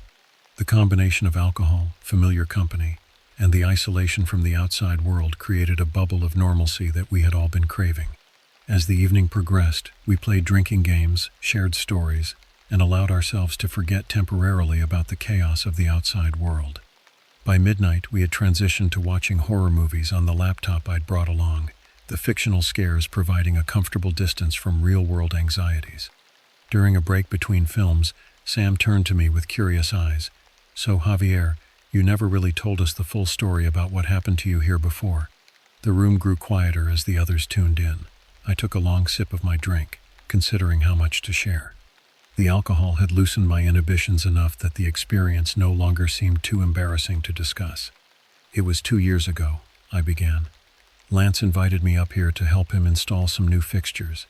I stayed an extra day after he left to do some hiking. I was completely alone." "That's already a horror movie setup," Cameron interjected. I nodded. It was getting dark, and I was heading back to the cabin when I heard something following me on the trail. At first I thought it was a deer or maybe a coyote. "But it wasn't," Leanne prompted, though she already knew the story. "No, whatever was following me was big. When I stopped walking, it stopped too. When I moved, it moved. It was mimicking me, stalking me." The memory sent another wave of discomfort through me. I finally caught a glimpse of it between the trees. It was tall, at least 6 feet, moving on all fours with a strange fluid motion that didn't look natural. "Like a bear?" Adam suggested. "Bears don't stalk people like that," I said, and it had a long snout and tail. In the dark, with just my flashlight, it looked. I hesitated. "Like a werewolf," Sam finished for me, her eyes wide with excitement rather than fear. "I know how it sounds," I said defensively. "I was alone, it was dark, and I was scared, but I know I saw something." "Did you report it?" Adam asked. "To who? The forest ranger?" "Excuse me, I'd like to report a werewolf sighting." I shook my head. I convinced myself it was just a wolf or a coyote, maybe a mountain lion, and my imagination filled in the rest. "But you don't really believe that," Sam pressed. I met her gaze. "I don't know what I saw," I admitted, "but whatever it wasn't a normal animal." The conversation shifted to other topics as we started the next movie, but I noticed Sam's thoughtful expression. She kept glancing toward the windows, where our reflections were superimposed over the impenetrable darkness outside. The horror movie marathon continued past 2 a.m., our nerves frayed by fictional terrors while real darkness pressed against the cabin windows. We had progressed from beer and cider to stronger drinks, and the combination of alcohol and adrenaline from jump scares had created a peculiar atmosphere, half giddy, half tense. During a particularly gruesome scene in the third Saw film, Sam abruptly stood up. "I need some air," she announced, stretching dramatically. "There's plenty of it on the porch," I suggested, not taking my eyes off the screen. "No, I mean real air, forest air." She moved toward the door, grabbing her jacket. "Plus, it's a blue moon on Halloween. When else will I get a chance to experience that?" Leanne sat forward. "You're not going out there alone, are you?"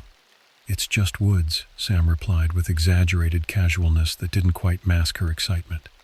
"Besides, I want to see if I can spot Javier's werewolf."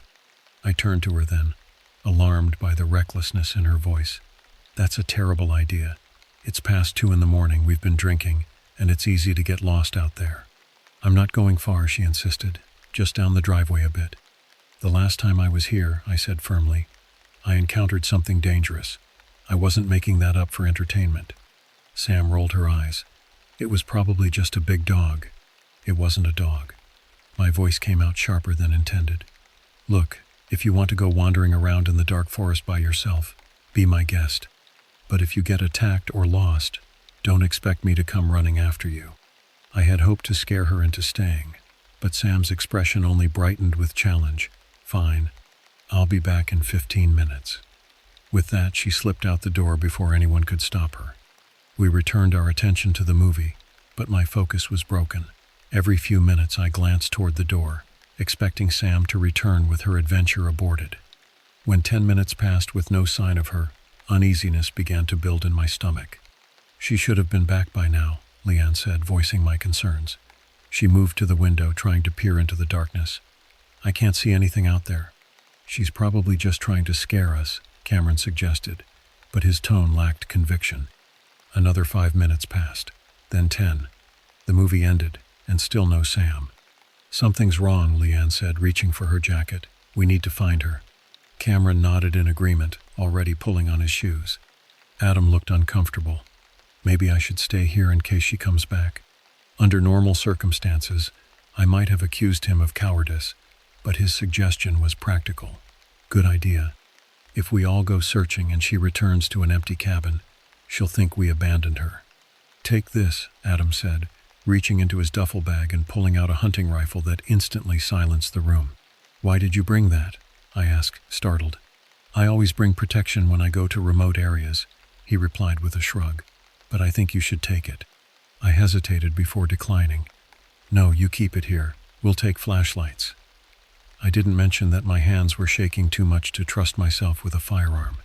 We gathered our flashlights and cell phones, though I warned that reception was non-existent beyond the clearing. I put on my plague doctor mask for warmth. Its leather would shield my face from branches, while Cameron donned his purge mask with its built-in light. Leanne pulled up her red hood. Before stepping outside, I turned to Adam. "If we're not back in an hour, call for help." I didn't specify what kind of help might be available in these remote woods, and he didn't ask. The night air hit us with shocking coldness after the cabin's warmth. Our breath formed clouds in the beam of our flashlights. The moon, full and tinged slightly blue as promised, provided minimal illumination through the dense canopy. "Sam," Leanne called, her voice seeming small against the vastness of the forest. We moved down the gravel driveway, calling periodically and sweeping our lights across the underbrush. The further we went from the cabin, the more oppressive the silence became, broken only by our footsteps and calls. The forest seemed to absorb sound in an unnatural way, as if it were listening, waiting. "I don't like this," Cameron muttered after we'd walked about a quarter mile. Neither did I, but I kept that thought to myself. Instead, I focused on scanning the woods for any sign of movement, any flash of Sam's reflective costume elements. Then I heard a soft rustling to our right, just beyond the reach of our flashlights. "Did you hear that?" I whispered, directing my flashlight toward the sound. Cameron nodded, the blue glow of his mask making his gesture ghostly. "Could be Sam." "Sam," Leanne called again, louder this time. "This isn't funny anymore." No response came, but the rustling continued, moving parallel to us. Something was keeping pace with our progress down the road. I fought the rising panic in my chest, focusing instead on rational explanations. Wind in the branches, a raccoon or a possum, perhaps a deer watching us cautiously from the safety of the trees. But when we stopped walking, the rustling stopped too, just as it had 2 years ago. "Turn off your flashlights," I instructed, my voice tight. "What? Why would we?" Cameron began. "Just do it," I insisted. "Trust me." Reluctantly, they complied. The darkness that engulfed us was absolute. The moon, despite being full, provided little illumination through the dense canopy of pine branches overhead. As my eyes adjusted, I could barely make out Leanne's silhouette beside me. We stood in silence for nearly a minute, my ears strained against the quiet, picking up the soft whisper of wind, the distant call of a night bird, and our own breathing, too loud in the stillness. Then I heard the deliberate sound of movement in the underbrush, drawing closer. Whatever was there had been waiting for us to resume walking. Now it was approaching on its own. "Turn them back on," I said urgently. "Now." Our lights came on simultaneously, beams sweeping frantically toward the sound. For a split second, I caught a glimpse of something retreating into the deeper shadows, something low to the ground but substantial, moving with unsettling speed and purpose. What was that? Leanne's voice trembled slightly. Before I could answer, a scream tore through the night, human, female, and terrified. It came from somewhere ahead of us, deeper into the woods beyond the road. Sam. Leanne bolted toward the sound, her red cape fluttering behind her like a warning flag. Wait, I called, but she was already plunging into the trees. Cameron and I had no choice but to follow, our flashlights bouncing wildly as we ran, creating a disorienting strobe effect among the pines. We crashed through underbrush, guided only by Leanne's bobbing flashlight ahead in the direction from which we'd heard the scream. Branches clawed at our clothes, roots threatened to trip us with every step, and the darkness seemed to push against us with physical force. Leanne, slow down, I called, gasping for breath. The plague doctor mask made breathing difficult as I ran, but I dared not remove it. The glass eye lenses were the only thing protecting my vision from whipping branches. Suddenly, Leanne's light stopped moving. We caught up to find her standing rigid, her beam fixed on a small clearing ahead. In the center stood Sam, her costume torn and dirty, her painted whiskers smeared by tears or sweat. Sam, thank God. Leanne rushed forward to embrace her friend. But Sam didn't move to meet her. She remained frozen, staring not at us but at something beyond the clearing's edge. We need to go, Sam said, her voice a hoarse whisper. Now, right now. What happened? I approached cautiously, scanning the trees behind her. Did you fall? Are you hurt? I saw it, she said, finally looking at me. I saw what you saw before. It's real, Javier, and it's not alone. A cold weight settled in my stomach. How many? 3, maybe 4. They're circling us. As if confirming her words, a low growl emerged from the darkness to our left. It was joined by another from behind us, then a third from the right. The sounds were unlike anything I'd heard before, not quite wolf, not quite bear, carrying harmonics that seemed almost human yet fundamentally wrong. We instinctively moved closer together, forming a tight cluster with our flashlights pointing outward. In the narrow beams, I caught brief glimpses of movement, dark shapes flowing between trees with disturbing grace, always just at the edge of visibility. What do they want? Cameron's voice cracked with fear. Us, Sam replied simply. They've been herding us deeper into the woods, away from the road. The realization hit me with terrifying clarity. We had been manipulated, drawn away from safety by creatures that displayed unmistakable intelligence and coordination. These were not mindless animals, but predators with strategy. We need to get back to the cabin, I said, trying to keep my voice steady. Stay together, move slowly toward the road. Don't run, that's what they want. As we began to edge backward, one of the creatures moved into the periphery of my flashlight beam. My throat constricted at the sight. A massive form, powerfully built, moving on all fours yet with a fluidity that suggested it could rise to 2 legs if it chose. Its eyes reflected the light back at me, glowing with eerie intelligence. Then it was gone, melting into the shadows before I could process more details. They're getting closer, Leanne whispered, her hand finding mine in the darkness. The growls intensified. Now coming from all directions, we were surrounded. Our flashlights, once seeming powerful against the night, now revealed only tantalizing glimpses of our stalkers, never enough to fully comprehend what we were facing. On 3, I said, my decision made.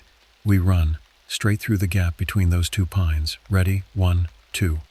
The world exploded with sound before I could say 3. The thunderous crack of a gunshot reverberated through the forest, temporarily silencing everything, the growls, the rustling, even the night insects. We froze, startled by the unexpected intervention. A second shot followed, this one closer, deliberately fired into the air rather than at any target. The sound came from the direction of the road, where a flashlight beam stronger than ours now swept through the trees. Javier, Leanne, Adam's voice called out. Cameron, Sam, where are you? Here, we shouted in unison, our voices breaking with relief. The growls resumed, but more distant now, retreating from the new threat. We took advantage of the distraction, moving quickly toward Adam's voice and light. When we emerged onto the gravel road, I nearly collapsed with relief. Adam stood there, rifle held competently against his shoulder, scanning the tree line. I heard screaming, he explained, not taking his eyes from the forest. When you didn't come back, I got worried. Thank God you came, Cameron said, bending over with his hands on his knees as he caught his breath. What were those things? Leanne asked, her arm protectively around Sam's shoulders. Adam finally looked at us. I only got a glimpse. Big, definitely predators. Wolves, maybe? But his expression betrayed doubt. Not wolves, Sam said firmly. Not like any animal I've ever seen. We hurried back toward the cabin, Adam taking the rear position with his rifle ready.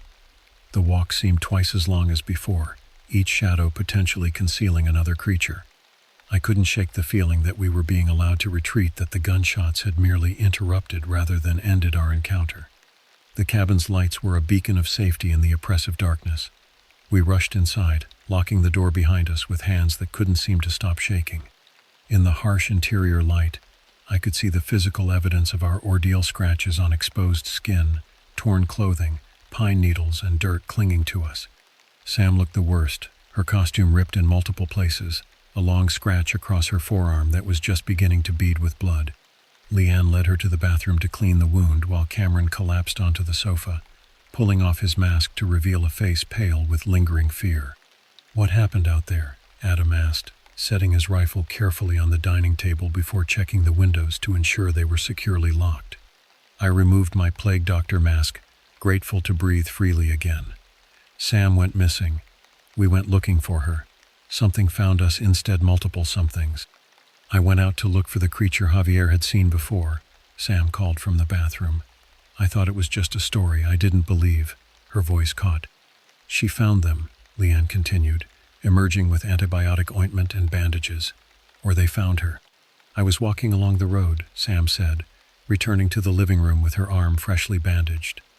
"Just enjoying the night air, looking at the moon. Then I heard something following me. When I turned around, nothing was there, but when I started walking again, I could hear it keeping pace with me." Her account matched my experience from 2 years ago with disturbing precision. I tried to head back, but I got disoriented. Then I saw eyes reflecting my flashlight too high off the ground for a normal animal. I panicked and ran into the woods, which was stupid, I know. She looked down at her hands. They could have caught me if they wanted to. They were toying with me, herding me deeper in. "Wolves don't behave like that," Adam said, frowning. "These weren't wolves," I replied. "Not ordinary ones, anyway." Leanne gave me a warning look. "Let's not jump to supernatural conclusions. I'm not saying they were werewolves," I clarified, though the thought had certainly crossed my mind. "But they weren't normal wildlife either. They displayed coordinated hunting tactics, intelligence." "Wolves hunt in packs," Cameron offered weakly. "Not like this," Sam insisted. "They were communicating, planning. One would drive me in a specific direction, then another would appear ahead to redirect me. They could have taken me down at any point, but they were leading me somewhere." A heavy silence fell over the room as we considered the implications. Outside, the wind had picked up, branches scraping against the cabin's exterior like fingernails on wood. "Could they have been people?" Leanne suggested. "Some kind of sick hunting game?" "No person moves like that," I said firmly, "and the sounds they made, those weren't human." Adam checked his watch. "It's almost 4 in the morning. We should try to get some rest. I'll take first watch." "Watch," Cameron repeated. "You think they might try to get in?" Adam gestured toward the window. "I think whatever's out there isn't finished with us. Better safe than sorry." I moved to the window, peering out into the darkness. The yard appeared empty, illuminated only by the porch light and security floodlight at the corner of the cabin. Beyond that, the forest was an impenetrable wall of shadow. But as I watched, I caught a flicker of movement at the tree line, something large shifting position, watching the cabin. Then another movement to its right, and another to the left. They were still out there, surrounding us, waiting. We established a rotation of lookouts: Adam first, then me, followed by Cameron, with the women exempt due to Sam's injury and Leanne's insistence on tending to her. I tried to sleep during my off hours, but managed only a fitful doze punctuated by startling awake at every creak of the cabin's timbers. When Adam woke me from my shift at 5:30 a.m., the first hints of dawn had begun to lighten the eastern sky. I took up position in the living room, rifle across my lap as Adam had shown me how to hold it. I had never fired a gun before, but Adam had given me basic instructions: safety off, aim, squeeze the trigger gradually rather than pulling it suddenly. The pre-dawn hours passed with excruciating slowness. Every shadow seemed to move, every sound outside potentially signaling an approach. Twice I rose to check the windows, convinced I had seen movement, only to find nothing definitive, just the forest. gradually becoming visible as darkness retreated. By 7 a.m., sunlight filtered through the trees, revealing a landscape transformed by morning frost. The clearing around the cabin sparkled with ice crystals, beautiful and serene. It seemed impossible that the same peaceful setting had harbored such terror hours before. I woke Cameron for his shift, then joined Leanne in the kitchen where she was brewing coffee. She looked exhausted, dark circles beneath her eyes suggesting she'd gotten no more sleep than I had. "How's Sam?" I asked, keeping my voice low. "Finally sleeping," Leanne replied. "The scratch isn't deep, thankfully. Probably from a branch rather than—" She didn't finish the sentence. We sipped our coffee in silence, both watching the trees beyond the window. In daylight, the forest seemed innocuous, just pines and undergrowth, nothing to suggest the presence of abnormal predators. "Do you think they're gone?" Leanne finally asked. "I hope so," I said, unwilling to offer false reassurance. "Most predators hunt at night." "What are they, Javier, really?" I hesitated. "I don't know. Something adapted to these woods, something that's learned to hunt humans." "But you've been thinking about it for 2 years," she pressed. "You must have theories." I had theories. Of course, hours of late-night research into cryptid sightings, genetic anomalies in wolf populations, even government experiments gone wrong. Nothing had provided satisfactory explanations for what I'd encountered. "Whatever they are," I said finally, "they're intelligent, organized, and they see us as prey. That's all that matters right now." Cameron joined us, pouring himself coffee with hands that still trembled slightly. "Everything's quiet outside, no sign of movement." "We should leave," Leanne said firmly. "Pack up and go while it's daylight." I nodded my agreement. As soon as Sam wakes up, we began gathering our belongings, moving with the quiet efficiency of people in shock. Adam cleaned and stowed his rifle, explaining that his family had hunted for generations and he'd learned marksmanship from his grandfather. "I never actually shot at them," he clarified. "Just warning shots." "Good thing," I replied. "I think killing one would have made the others more aggressive." Sam emerged from her room around 9 a.m., looking pale but composed. Her bandaged arm was held protectively against her chest, but she insisted she could drive. "I'm not staying another minute," she declared. We packed the cars quickly, eager to put distance between ourselves and the forest. As I locked the cabin, performing a final check to ensure we'd left everything in order, Adam approached with a concerned expression. "Do you smell that?" he asked. I paused, inhaling deeply. A musky odor hung in the air, animal but not quite familiar, like wet dog combined with something more acrid. It hadn't been present when we arrived yesterday. "They've been marking territory," Adam said quietly, "around the entire cabin. It's a warning." I scanned the tree line one last time before hurrying to my car. The others were already in their vehicles, engines running, waiting only for my signal to depart. As I slid behind the wheel, movement caught my eye just at the forest's edge, partially concealed by undergrowth. One of the creatures stood watching us, more visible in daylight than it had been in darkness. Its size confirmed my worst fear, standing on all fours. It easily reached 4 feet at the shoulder, its body lean yet powerful. The shape was canine, yet wrong somehow, proportions slightly off, limbs too long, jaw too heavy. Its fur was a mottled gray-brown that provided perfect camouflage among the pines. But it was the eyes that froze my blood amber yellow and unmistakably intelligent, watching our departure with what appeared to be calculation rather than mere animal curiosity. I started the engine and led our small convoy down the gravel driveway. In my rearview mirror, I could see more shapes emerging from the trees to watch us leave 3, 4, possibly 5 distinct forms. They made no move to pursue, seemingly content to reclaim their territory. None of us spoke about what we'd seen until we reached the main highway, signal bars finally returning to our phones. We pulled into a roadside diner, ordering breakfast that none of us had much appetite for. "We need to report this," Leanne said eventually. "Some kind of dangerous pack is living in those woods. People need to be warned." "And tell them what?" I countered. "That we were chased by monsters while trespassing at a Halloween party during a pandemic lockdown?" "They weren't monsters," Adam said quietly. "Just animals. Unusually large wolves, maybe wolf-dog hybrids gone feral. It happens." Sam shook her head vehemently. "Those weren't just wolves, hybrid or otherwise. The way they moved, the way they coordinated, they were hunting us specifically." "The rangers should know," Cameron insisted. Whatever explanation there is, those things are dangerous. In the end, we compromised. Adam called the Regional Forest Service office, reporting a sighting of unusually large predators near the cabin's coordinates. He described them as possible wolf-dog hybrids, aggressive but avoiding direct confrontation. The ranger who took the call seemed concerned but not alarmed, promising to send someone to investigate.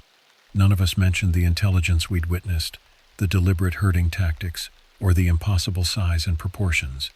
Some details seemed too fantastical to share, too likely to undermine the credibility of our warning.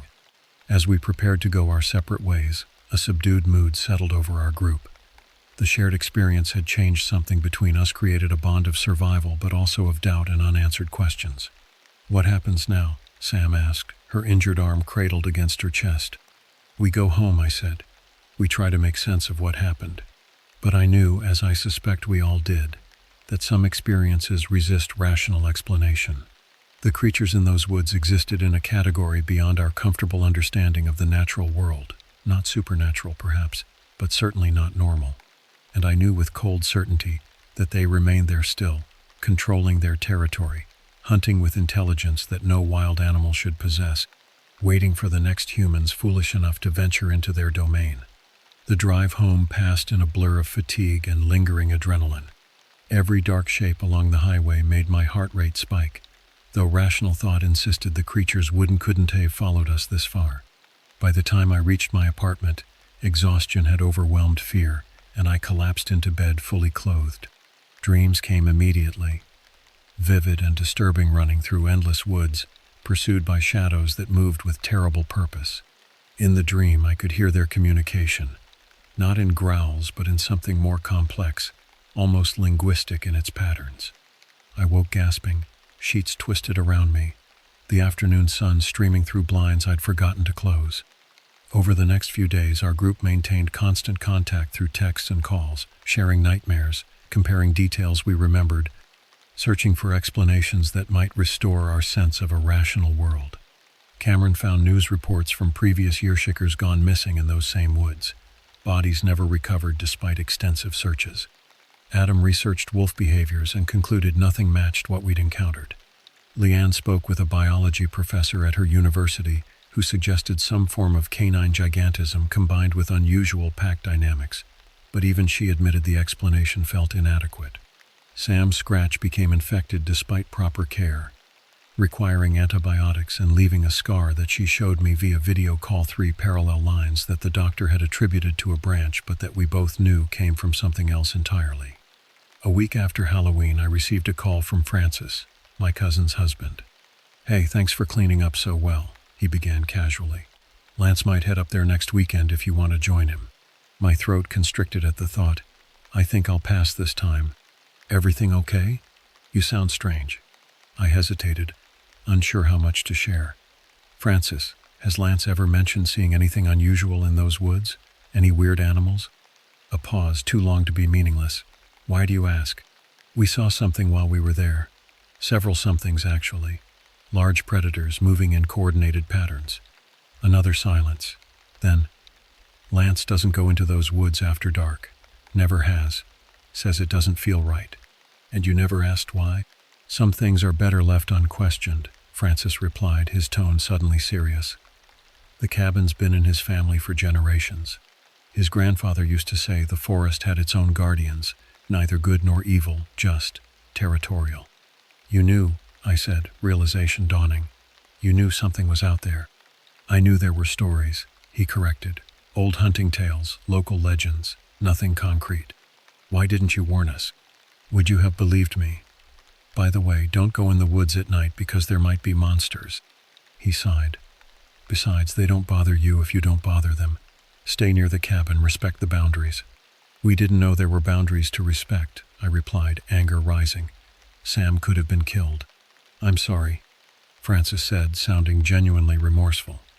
"Most people visit, enjoy the scenery from the porch, maybe hike the marked trails during daylight. They never encounter anything unusual." "What are they?" I asked directly. "I don't know. Nobody does. The local indigenous tribes had names for them, stories passed down through generations. The early European settlers reported encounters too, usually fatal ones. Modern science has no classification for them. But they exist, I insisted. We all saw them. Yes, Francis conceded.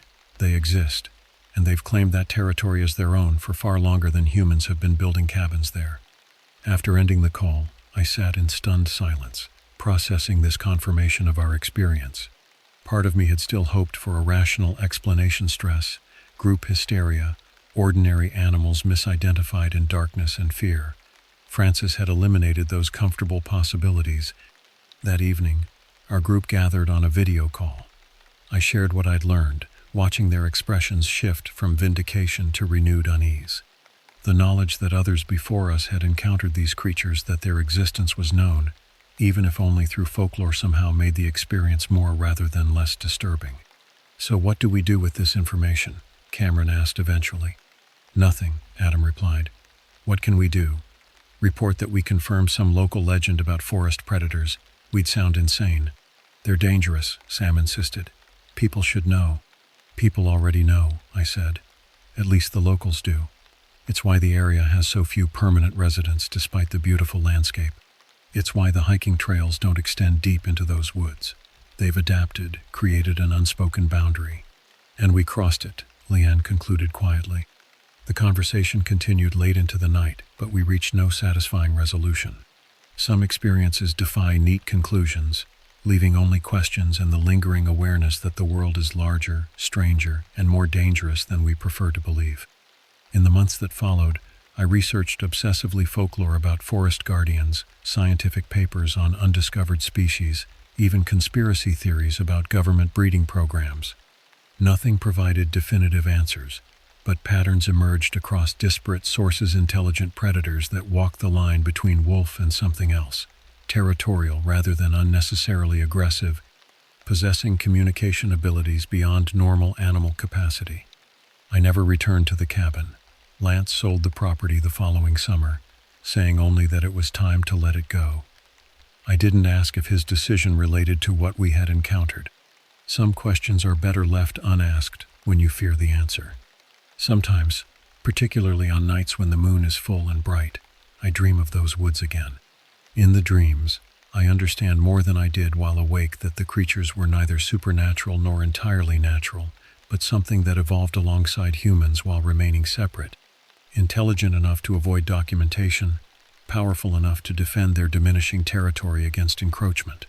And I wonder, as civilization continues to expand into the last wild places, how many other boundaries we cross unknowingly, how many other guardians watch from the shadows, waiting to defend what remains of their domain. I don't share these thoughts with others anymore. The Halloween of 2020 has become our secret 5 people who glimpse something beyond ordinary experience, who carry the knowledge that not all predators have been cataloged, not all territories appear on maps. The forest keeps its secrets. And sometimes, if we're fortunate, it allows those who glimpse those secrets to retreat with their lives, carrying nothing but questions that will never find satisfying answers and memories that blur, with time, into something that might almost have been a dream. Almost.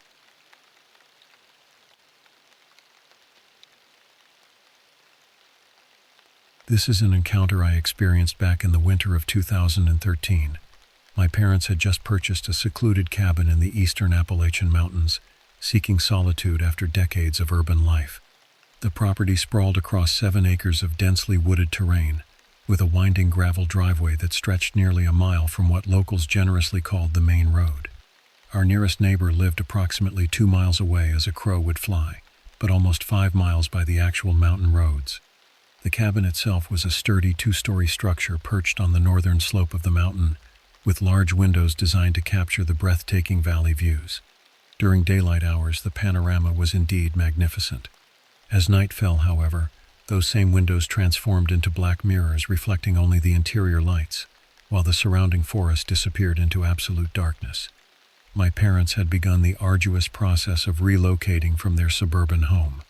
They planned to make several trips to transport their belongings rather than hiring professional movers, partly to save money and partly because the remote location made larger moving trucks impractical on the narrow mountain roads. By mid-January, they had completed about half the move. My father needed to return to the city to finalize some paperwork with his former employer and collect the remaining essentials they'd need for the winter months. My mother had intended to accompany him, but I volunteered to stay at the cabin instead. I was 28 then, between jobs, and thought the solitude might help me reflect on my next career move. "Call us if anything comes up," my father said as he prepared to leave. "Cell reception is spotty, but the landline should work fine. I'll be back tomorrow evening," my mother added, embracing me before following my father to their truck. "There's plenty of food in the freezer. Just be careful with the generator if the power goes out." I waved from the porch as their headlights disappeared down the winding driveway, watching until the rumble of their engine faded into silence. That was when the true weight of the isolation first settled over me. The wind whispered through the bare tree branches, and somewhere in the distance, an owl called into the gathering dusk. I stepped back inside, securing the deadbolt with an instinctive twist. The evening passed uneventfully. I heated a frozen lasagna, browsed through some old magazines my parents had brought, and eventually settled on the living room couch with my laptop to watch a downloaded movie since the internet connection hadn't yet been established. The cabin's heating system functioned efficiently, but I still maintained a fire in the wood stove more for the comforting ambiance than actual warmth. By 11 o'clock, exhaustion began to overwhelm me. The physical labor of helping my parents move boxes earlier that day, combined with the mountain elevation, left me ready for sleep. I secured the fire screen in front of the dying embers, checked that all doors were locked, and retreated to the first-floor guest bedroom where I'd temporarily set up residence. The room felt particularly peaceful. Moonlight filtered through thin curtains, casting silvery patterns across the simple furnishings. I changed into flannel pajamas, grateful for their warmth, and slipped beneath the heavy quilts. The unfamiliar creaks and settling noises of the cabin briefly kept me alert, but soon my consciousness began to drift. The first knock jolted me from deep sleep. My eyes snapped open as I struggled to orient myself in the unfamiliar darkness. The bedside clock glowed 1:17 a.m. in harsh red digits.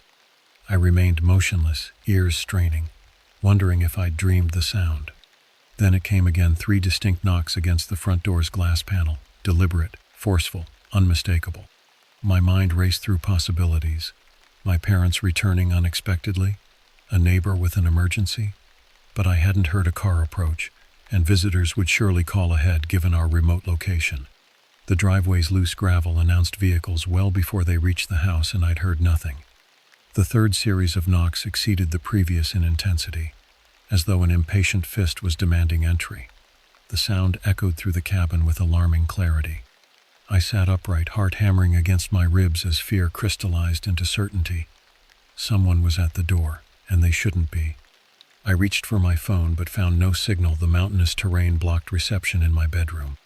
The landline sat in the kitchen, requiring me to cross the main living area with its wall of windows facing the front porch. The thought of moving into visibility made my throat constrict with terror. Silence followed the third knock. I waited, lungs burning from held breath, listening for footsteps on the wooden porch, for the metallic sound of someone testing the doorknob. Nothing came except the house's ordinary nighttime sounds, the refrigerator's hum, the occasional crack from the cooling wood stove. 5 minutes passed according to the glowing bedside clock, then 10. My rational mind began suggesting explanations. A falling branch, an animal, the house settling and changing temperatures. Yet none could account for the deliberate, rhythmic quality of those knocks. I finally gathered enough courage to slide from beneath the covers. The floorboards creaked beneath my weight as I moved to the bedroom door, easing it open just enough to peer down the hallway toward the living room. Moonlight spilled through the front door's glass panels, illuminating a portion of the entryway. No shadows moved across the silvery light. No figure stood visible against the glass. With trembling fingers, I reached for the baseball bat my father had left propped in the corner, a precaution he'd insisted upon that now seemed desperately inadequate. I crept forward, each step carefully placed to minimize noise. The living room gradually came into view, empty, ordinary, bathed in the blue-white glow of moonlight on snow. I approached the front door, bat gripped tightly, and positioned myself to the side of the glass panels where I could glimpse the porch without being immediately visible. The wooden boards stretched empty in both directions. Fresh snow covered the steps leading down to the driveway, unmarked by footprints. This detail sent a wave of dread through me more intense than the knocking itself. The pristine snow meant whoever or whatever had knocked hadn't approached by conventional means. The only explanation was that someone had traveled through the dense forest, avoiding the driveway entirely, navigating steep terrain in darkness to reach our isolated cabin. I remained vigilant until dawn, positioned in the hallway where I could monitor both the front door and the rear entrance off the kitchen. The baseball bat rested across my knees as I sat with my back against the wall, listening to every creak and groan of the cabin. The knocking never resumed, nor did any other sounds suggest the visitor remained. When the first gray light of morning finally appeared, I performed a careful inspection of the property. The snow around the cabin remained undisturbed except for animal tracks, deer and rabbits primarily. No human footprints marked the approaches to the doors or windows. Nothing appeared disturbed or damaged. Later that afternoon, when my parents returned, I recounted the experience.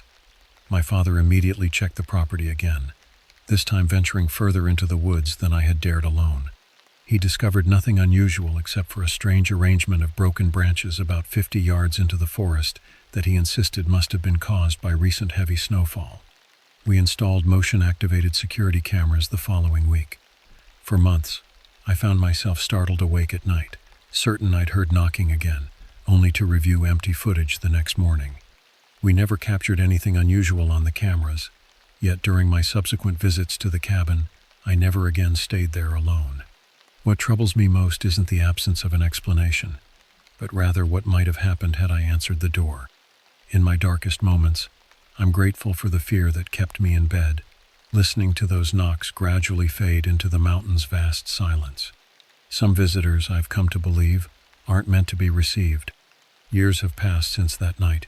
My parents still live in that cabin, having never experienced anything similar. Yet whenever I visit, I find myself listening more carefully after darkness falls, and I always check the locks twice before retiring to bed. The mountains keep their secrets well, and some questions are better left unanswered.